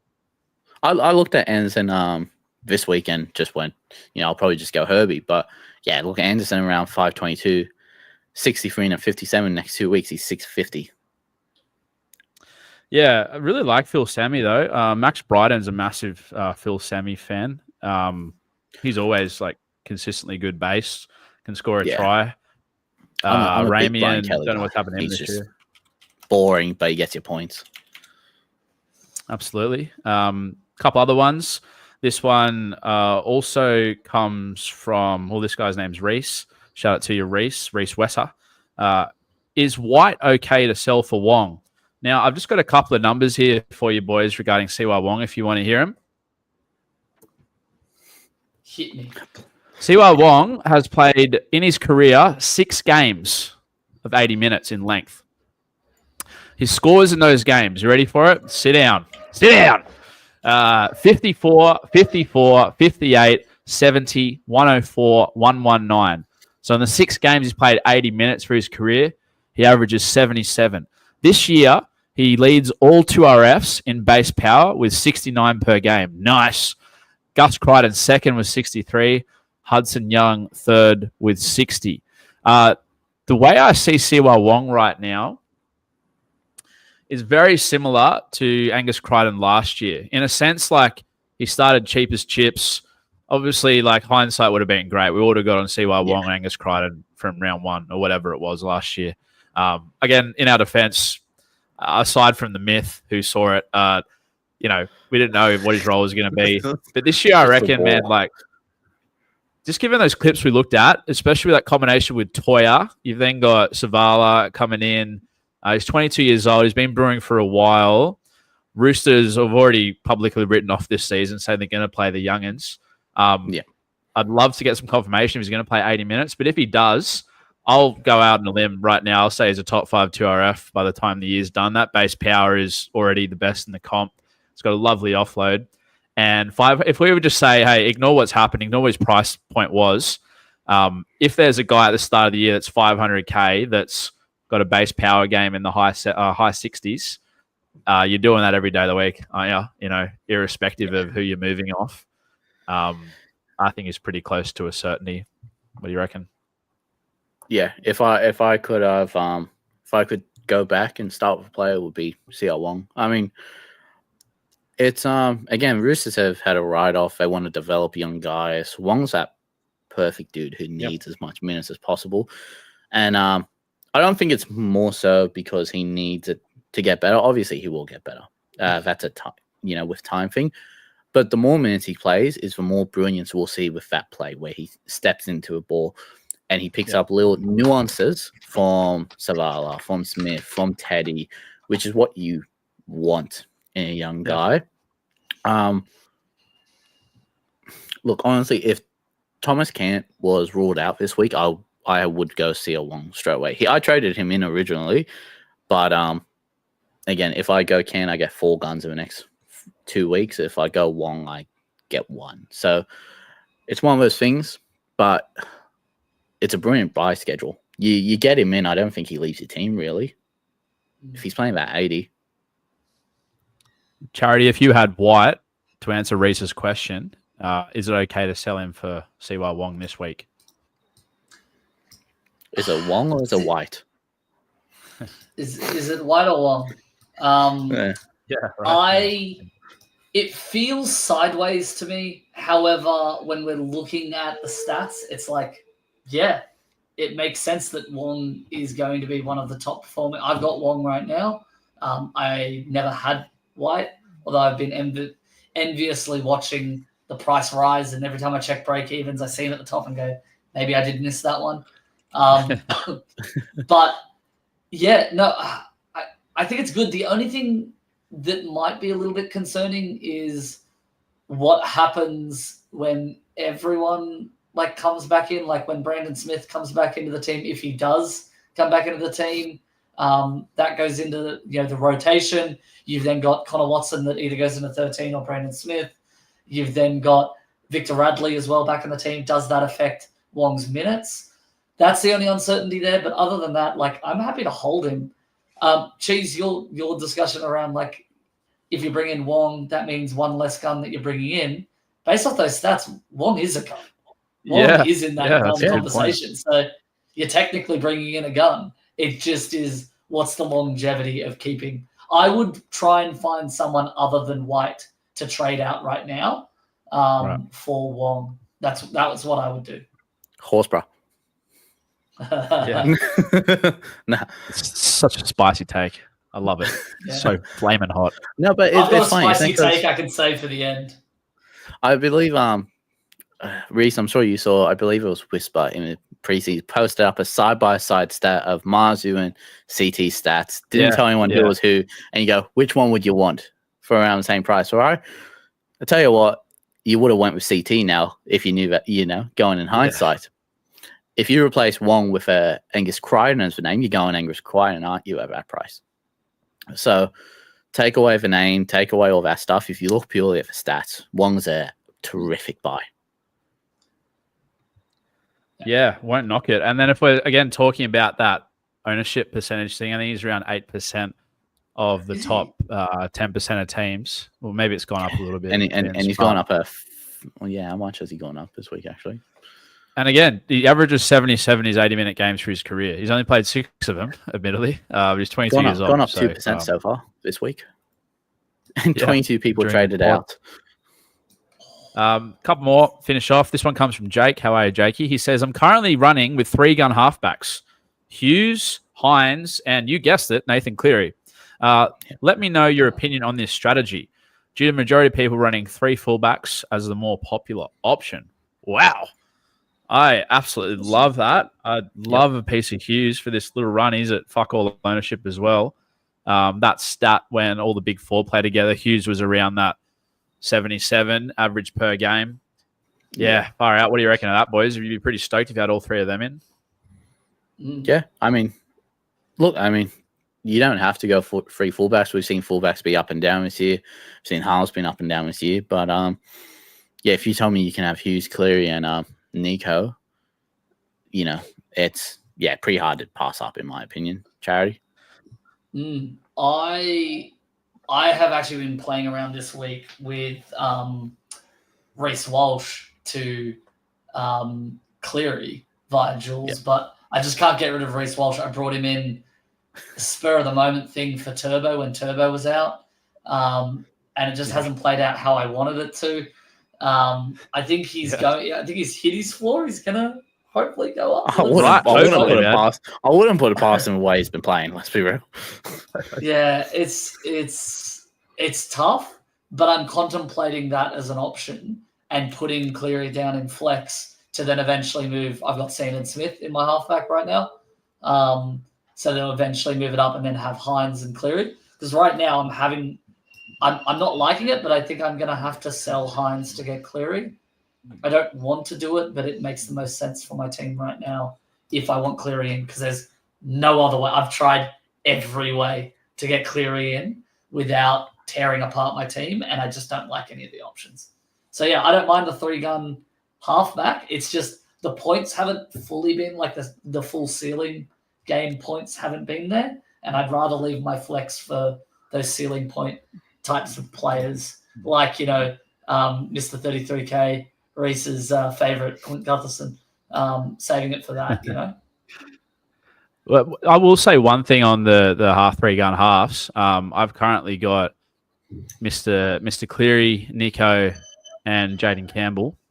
One thing that kind of this is, again, it's early days, obviously, but one thing that's kind of annoying me watching those guys is they're in the middle of the field.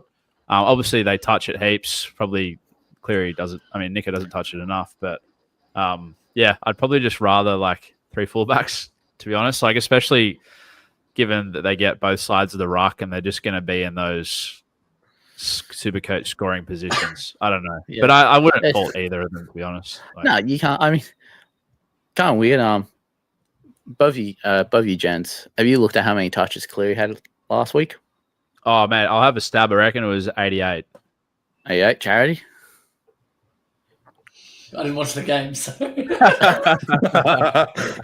Didn't watch it, but he's like, I need Cleary in. I love that. Mate, listen, I've watched, I think, a total of 3 games this year. I have been so busy, and somehow I'm winning in SuperCoach. I don't get it, but yeah. Okay, Tell me. so he scored a 94. He scored 94. Charity. What do you think? How many touches he needed for that? Oh, 95 touches. Okay. Cleary, 82 touches on a weekend. Unbelievable. Jeez. That's Jackson Hastings level. 82 touches, man. And I'll tell you what, us Cleary fans got lucky. It was just a 94.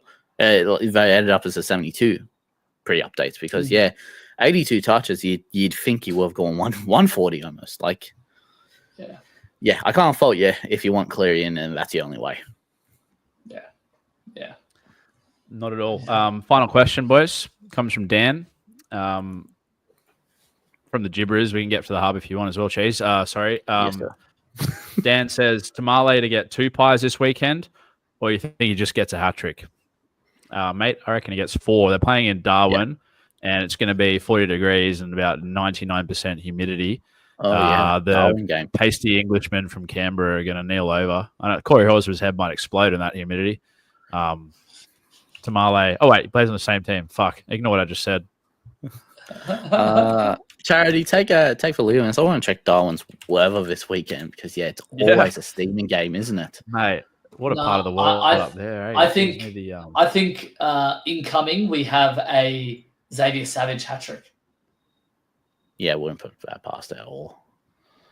Let's see, 7:35 p.m. on a Saturday, and light rain predicted in Darwin with at 7:35, 28 degrees. So we're looking at humidity off the range as well. Wow. I think the best thing about this, if you're a Big Red owner, I wouldn't be too keen to watch him this weekend. But if you're someone who owns any of the 5 outside backs in this game, be prepared to see an absolute base overload because they will be coming in for run central. You know what I don't mind about the matchup is Lomax is injured. He was playing on the right last week. They're going to bring in Jake Tungo, who from memory last year was like the worst defensive winger in the comp. And I think he let in the Ravalala 4 tries. Yeah. Like he's watching that. Yeah. Yeah, I mean, mate, there were comments in Sharks group saying Ronaldo's not so bad. So, yeah, it was pretty bad.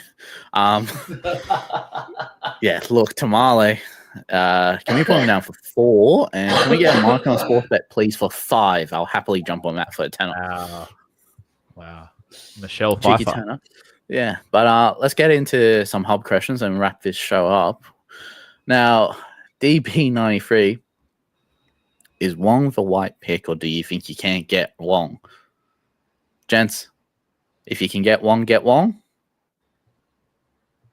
Yeah. I think grow up, DB. That joke's overplayed, mate. 5 minutes like DB. 5 minutes. That was the one time to make that joke. The one time. What's our thoughts on global warming, boys? Well, the Hub's asking the serious questions tonight. Global warming is a conspiracy by the global elites, led by that lizard Hillary Clinton and that Google CEO Sundar Pichai, who harvests organs in the forest with Joe Rogan. Oh, we're clipping that. Done. Clipped. Okay. Now let's we were very serious there, but let's get back to this now. Wimbo, a great mate of the show. Absolutely love your work, Wimbo. What's our thought process / methodology? I had to sound that out. It's been a long day, boys. When it comes to balancing cash flow and points, when are we essentially looking at going guns over cashies over guns, gun cashie? Reese, how are you thinking? When are you optimizing for the best? When their BE is like not terrible, but also not great. So I love getting rid of a cash cow when their break even is like 38. I know it's a random niche number, but I love that. It's like, okay, I can probably do another week, but so often they get a 50 and they go up by 6K, but then the opportunity cost is you haven't brought in the gun. Mate, very simple theory for us here at our 33K studios. Bring in the guns as quick as possible. The sooner you have the guns, the sooner you'll start scoring points, hopefully. That was one thing that, in all seriousness, worked pretty well for me last year. I was just aggressive as fuck with trades. And, I did have only like 2 left by around 23 or something, but it got me up into the pointy end, and I crashed and burned in the last fortnight. But, I'm just aggressive trades, bring in the guns ASAP Rocky. Yeah, get to your top guns as quickly as possible. Charity, you agree? Maybe go about 1 week early on a 38 break even, like Reese said, and get a pod gun in that people are going a week later on. Yeah. Like I said, I tend to hold a little bit longer than I probably should. I think this year I'm playing a little bit differently, which is kind of working for me, which is good. But I think for me, when we're talking about the thought process, I always try and just early on, how I look at things is filter by break even and just get in these people. Look at my team. Who's got high break evens that are people that are maybes in my team? The people with high break evens, like a Ruben Garrick, I don't ever look at trading out because I need to keep them in. So I don't look at break even for that. What I do is I look at the break evens on my team that, like Reese said, are at that sort of like 38 mark for your cheapies or your 50 mark, and then go, no, I can't take this gamble. I need to trade them out. I think that's really important. I think another thing that I sort of do when I'm looking at bringing in a gun as well, or a fallen gun, is I filter by break even, but then I scroll up.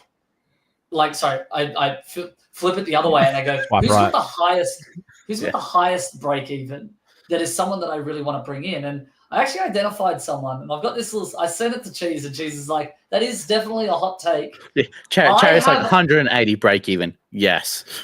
Yeah. Obviously, not bringing them in at 180 break even, but having them now on my radar and trade plans, particularly if they have a good draw coming up. And for me, I identified Isaac Tungo, who has been playing shockingly the past couple of weeks, or almost even the past year. However, he's at 400K. That's ridiculous. And if you can get an Isaac Tungo that can score 120 points when he's on, I think his good game, is inbound. So that's part of the process of how I look at it. I'm contemplating the trade in this week, but I don't know if I can do it. It's too potty for me. But that's the process of how I go about picking in who am I going to bring in, who aren't I going to bring in, when am I trading this person out, or when am I trading this person in, if that helps answer that question. I'll tell you now, as someone who got on Targo at 400K last year, it just never comes. Yeah. Charity, I know you're not watching the games, mate, and it shows. Tungo's not involved at all. Yeah, trust me. I saw the try that he let in where it bounced over his head and he just didn't. Oh, mate! I was like, he's getting dropped after that. But yeah, mate. Look, I mean, I'd take 180 break even Isaac Tungo right now. That's Mate, Tungo's going to rise again, though. I don't know if it'll be this year. I won't even start with him next year. I know I'm thinking ahead. Obviously, already planning my Bali trip at the end of this season, but I feel like it's a bit like Marzio. He can't get any worse, and he'll start at 300K next year. He can't get any worse, and we'll be like, wait, why isn't Isaac Tungo in SuperCoach in 2027? Oh yeah, he's in England. Shit.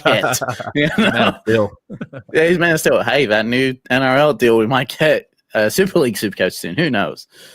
Nice. Cody, with a question where I think we are starting to look a bit more into this from maybe next week is who will be bringing for the major buys / origin period. And boys, I don't know about you, but first thought for me would be James Tedesco. Yep. Jimmy T. We can watch the highlights again if you want. No, I don't think we have the time, mate. We'll be here till 12. Listen, I'd say to bring in. I'd say to bring in Gutho, but he's going to be selected as a New South Wales fullback, so probably look to avoid him there. They're really not watching games, are we, Charity? I hope so. Mate, I'm refunding my ticket now. No, there's a few. So people like Britton Nakora, I think great option. I'm looking at bringing him in the next couple of weeks. The only thing that is concerning is the base isn't there, but I think that will pick up. He always seems to pick up. He's always someone I bring in around round 8, and it seems to work out really well for me. Tapane, I should have stuck to my gut instead of listening to what everyone said to me.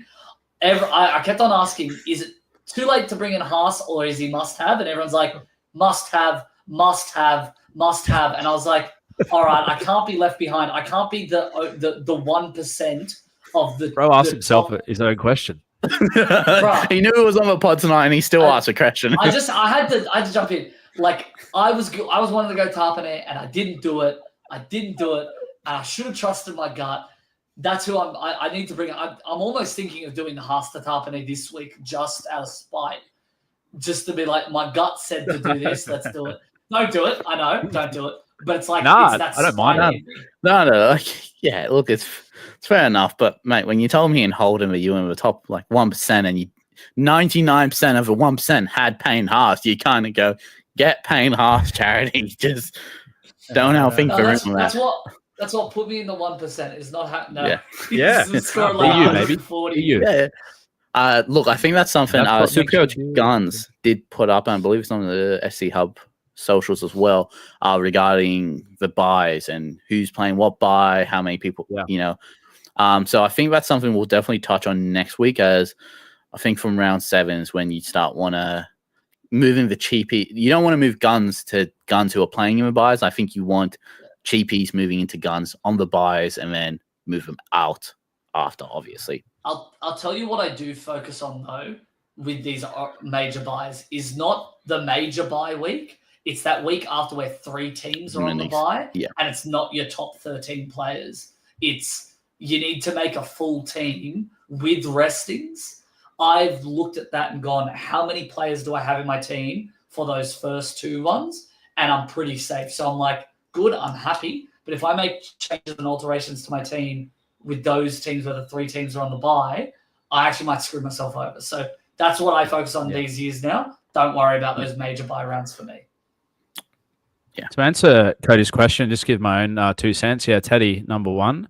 But a guy I'll probably have a 50-50 on with Karaz next week is Herbie Farnworth, not Herbie Farnsworth, as many people name him.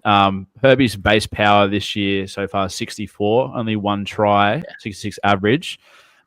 His break even this week's 91, 4 tons last year. He plays Melbourne next week. But guess what? Left centre has actually averaged 84 against the Storm this season, courtesy of Rugby League Realm. Not sure what their bye coverage is like, the Finns, but Herbie is he's from England, mate, so he's not going to be playing Origin, is he? Well, I'm looking now because I do have Mr. Farnworth in my team, and plays 12, misses 13, plays 14, 15, 16, 17, misses 18, plays 19. Is that good? So misses for big buy. 13 is still the big buy this year. Am I correct? It's not.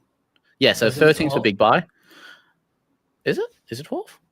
Wait, hang on. I swear it's a 12. I could be wrong. Because Origin's a week earlier this year, isn't it? Yeah, round 12 is the first big round. Yeah, it's 12, 15, 18. So 12, 15, 18 are a big one. So he misses 2. Look at me. I got something right. So he misses for round 13 mini. And he misses for round 18. So 1 mini, 1 big. It's not the best draw, but again, for someone like Herbie who you can stick in and stay, it's not bad. I'm probably looking at bringing him in after that. first. Carraz. Let's take a look. 'Cause I'm also kind of like a bit like, is Carraz going to play Origin? Is that a possibility? Has he been mentioned as a Smokey yet? I mean, he's obviously come back from injury. To'o is hurt. Who's the other winger? Lomax is hurt. Yeah. Does Taraz get a gig? Yeah, I don't wouldn't think say so, he's no. far. I wouldn't say he's far off. Like if he comes out and brains it the next 3 weeks, who's to say? Look, we're forgetting one thing. Laurie Daly is the New South Wales Blues coach. And no disrespect to him, man, but we suffered for a very long time. I don't know what type of team he's throwing up. Mate, he'll pick bloody Rob Toyer on the wing.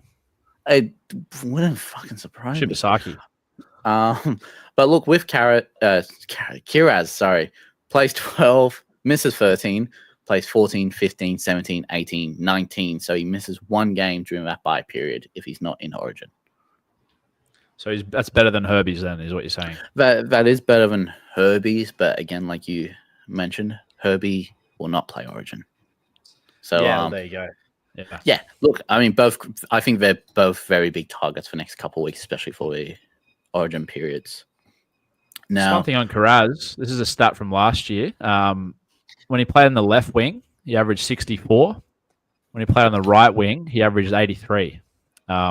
Critter is a much better centre for him than Bronson Sherry. 7 tons last year for Carraz. Very SC friendly game. It'll be 700k on the dot next week. That's going to be a 50-50 for me, Herbie versus Carraz. Might be looking for omens, with Poms or, Lebanese people. I don't know. Look, I think we're kind of secretly blessed in a way with Lucas out, Iro out, Lomax out. Kind of because your top 2 CTW targets, I think, now is Herbie and Kiraz. So you're kind of forced to be in that way, I think. So it's one of those things where I just think you'll end up with him, especially Kiraz on that right wing. It's quite a beautiful stat. But Mr. Charity, could you do me a favor? Read this question out real quick. Are cheap hookers worth it? She assures me she's disease-free, but should I pay up for the more expensive one with great history or go cheap? In my experience, go cheap. It's worth it. As long as you're safe, you Ant, get cheap, I think. And a start's a start, mate. Hooker, we don't pay up for no more in 2025. We go cheap, we go safe, and it's Owen Paddy. Shout out to you, Mr. Owen Paddy. 1 hour 52 minutes, a bit late. I apologize, sir. Good sir. Now, hold on with another question. Do you think you can get away with playing someone like Sandon in Hooker 1 till and during Origin? I think we've answered this throughout the pod. It's pretty safe to play him. Is that right? Mate, I think the bloke that's coming first overall at the moment has actually got Sandon as his main hooker, eh? I could be wrong. Well, there's definitely like a few of the top gibberers. Oh, no, he does. Are running. Oh, mate, I'm rooting for you. Sandon Smith as Hooker 1. Owen Paddy as Hooker 2. Doesn't he? Fucking oath, lad. Let's go. Fucking oath. Starling Egan, and then we've got Starling Paddy. There's another Paddy. There's 2 Paddies. I've got Paddy. If that doesn't tell you everything you need to know, then I'm not in. I've currently got Mamo. I might move Mamo to Hugo Savala in a couple of weeks, cash that bitch out, and then see what happens. Go you good thing 22. We did touch on this. Newcastle have been very underwhelming now with added injuries and seemingly unavailable to pass to Ponga in attacking positions. Is it worth trading Ponga to Teddy or 2 sideways? I'm under the assumption I think Ponga plays Origin over Walsh. Neither of them have been great, but I think Ponga's been better. I don't think Teddy gets that fullback spot. I think it's Edwards as long as he's healthy. So yeah, I think it's a decent show, especially with Ponga's break even, and you don't think you're getting him back in. Yeah, Newcastle were underwhelming at the start of last year. I know that because I owned KP for the first fortnight. He averaged 50, and I traded him out, and then he pumped 400s in a row. Yeah. So I've seen this before with Newcastle. Form is temporary, class is permanent. Tedesco is also a fantastic option. But yeah, I think Ponga to Teddy sideways, man. I'd try and find a way to move someone else to Teddy, to be completely honest with you. Ponga's going to come. Maybe like a Gutho or something. Yeah. Yeah. You got Gutho in last week straight away. Gutho's had his time, boys. It's time to move on now. It's time to move on. If that, we've got wet hair Nico. Do we have shiny head Gutherson? Like, if it's not shiny enough, it's not on. The captaincy's gone. Like, There's got to be something for him. And our last question from the hub, very active hub tonight, from Twitch. We love Twitch. Charity's best mate. If you could target 1 to 2 CTWs to get through you for major buys, who would it be? And Charity, let's throw to you first, mate. Who are your top CTWs? He's throw to me because I've actually had a little bit of ice cream today and I'm lactose intolerant, so I need to run off very quickly and very abruptly. Right. So if you could target 1 to 2 cash cows to get you through that major buy, who would it be? I think Herbie, as you mentioned, is a good shout, but after that first option, I haven't really looked too far into like the buy schedule for the other teams, so I don't know who's like on and off and who would be the best ones, but I definitely think like Garrick is a good shout during that period. I think those guns that are probably fallen that won't be selected for Origin is where you need to start looking at bringing in if you're looking at that buy round coverage, but just looking at the teams. I haven't had enough prep on that question to be able to answer that effectively. Likewise. Down. Yeah.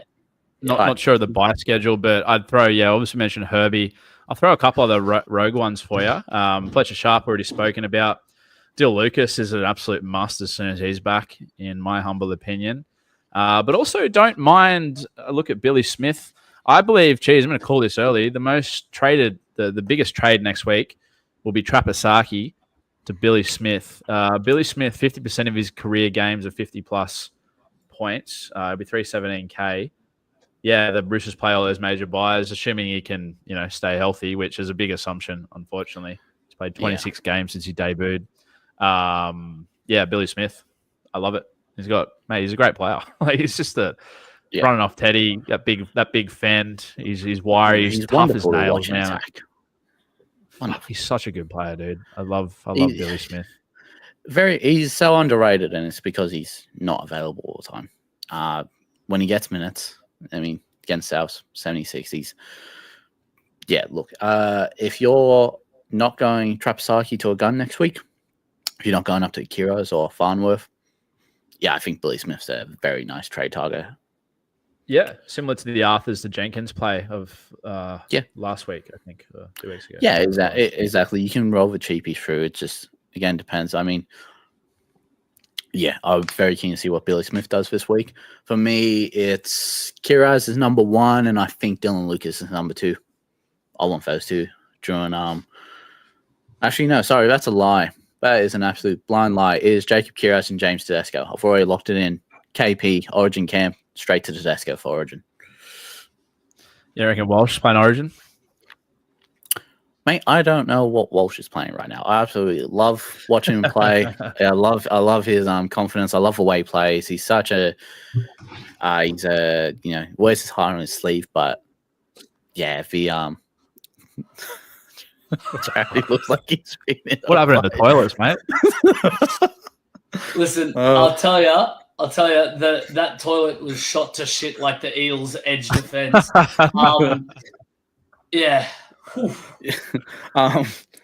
I don't think Walsh sees I think the way he does see an Origin jersey is I can't do it. Look, Kiraz and Tedesco are my targets. I would like to thank Miss Reese. Thank you for joining me again. Thank you, mate. Thank you, Charity. And Mr. Charity, just apologize and say goodnight to everyone for us. Oh wait, but I wanted to finish the potty with a little announcement for the hub, or just a reminder for people. Please. If your team is shot to shit like my bathroom just was, then what you need to do is you need to look into the SuperCoach Hub subscription packages that we have. Because we have people that are much smarter than all of us coming together to actually deliver quality advice. Now, for those of you that are already in the SuperCoach Hub, make sure you scroll down and see the free sections that we have. Both NRL All-Stars and Realm and Myth. We know Realm and Myth very, very well, but NRL All-Stars, mate, he's been putting out some great content lately.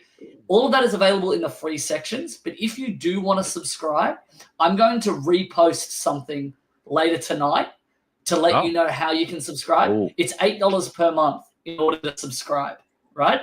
But you can subscribe to both the channels and get a little bit of extra perks for $20 a month as well. So there's a few different Wow. options that you have. We're going to start doing a couple little give backs to the community as well for the people that have been subscribing. It's just a case of getting it to that point. But it's been doing really, really well. Some people have been finding some really, really valuable insights. But I wanted to just let you know that if you haven't already, but you're really keen to get that private one-on-one advice, these subscription packages, you got to be there for it because there aren't too many subscribers. So you get that private access very, very close. So that's it from me. Oh, listen, I'll plus one Charity's sentiment there regarding subscriptions. I'd encourage everyone to subscribe to the Realm and Myth package on the Hub for two reasons. Number one, the quality of the articles is first class. Realm is the autist. I'll tell you that much. The man is drowning in spreadsheets, drowning in numbers. That's the first reason. And the second reason is I'm currently in their overall league and I'm coming last. So I'd appreciate if someone were to take the wooden spoon off me. So Yeah, actually. preferably if you're shit, get involved. Yeah, actually coming last in the overall league. Last time I checked, yeah, I've been too afraid. Actually, 38 out of 39th, so I'm on the up. Yes, Let's go. He's on the up, and you can be on the up too if you subscribe to Realm and Myth. Ladies and gentlemen, I have been the SC Cheese. We have Mr. 33K, and that's been Mr. Charity. So sorry for the last 2 minutes with him. Anyway, thank you all for joining us. We'll see you all next week. Enjoy your footy. It's not a long weekend this week, is it? No, it's not. But hey, look, if you're a fader of Nathan Cleary, I have a big enough couch for you all. I'll send the address. I'll see you all tomorrow night. Enjoy it. Peace out, guys. Love you. Say it back.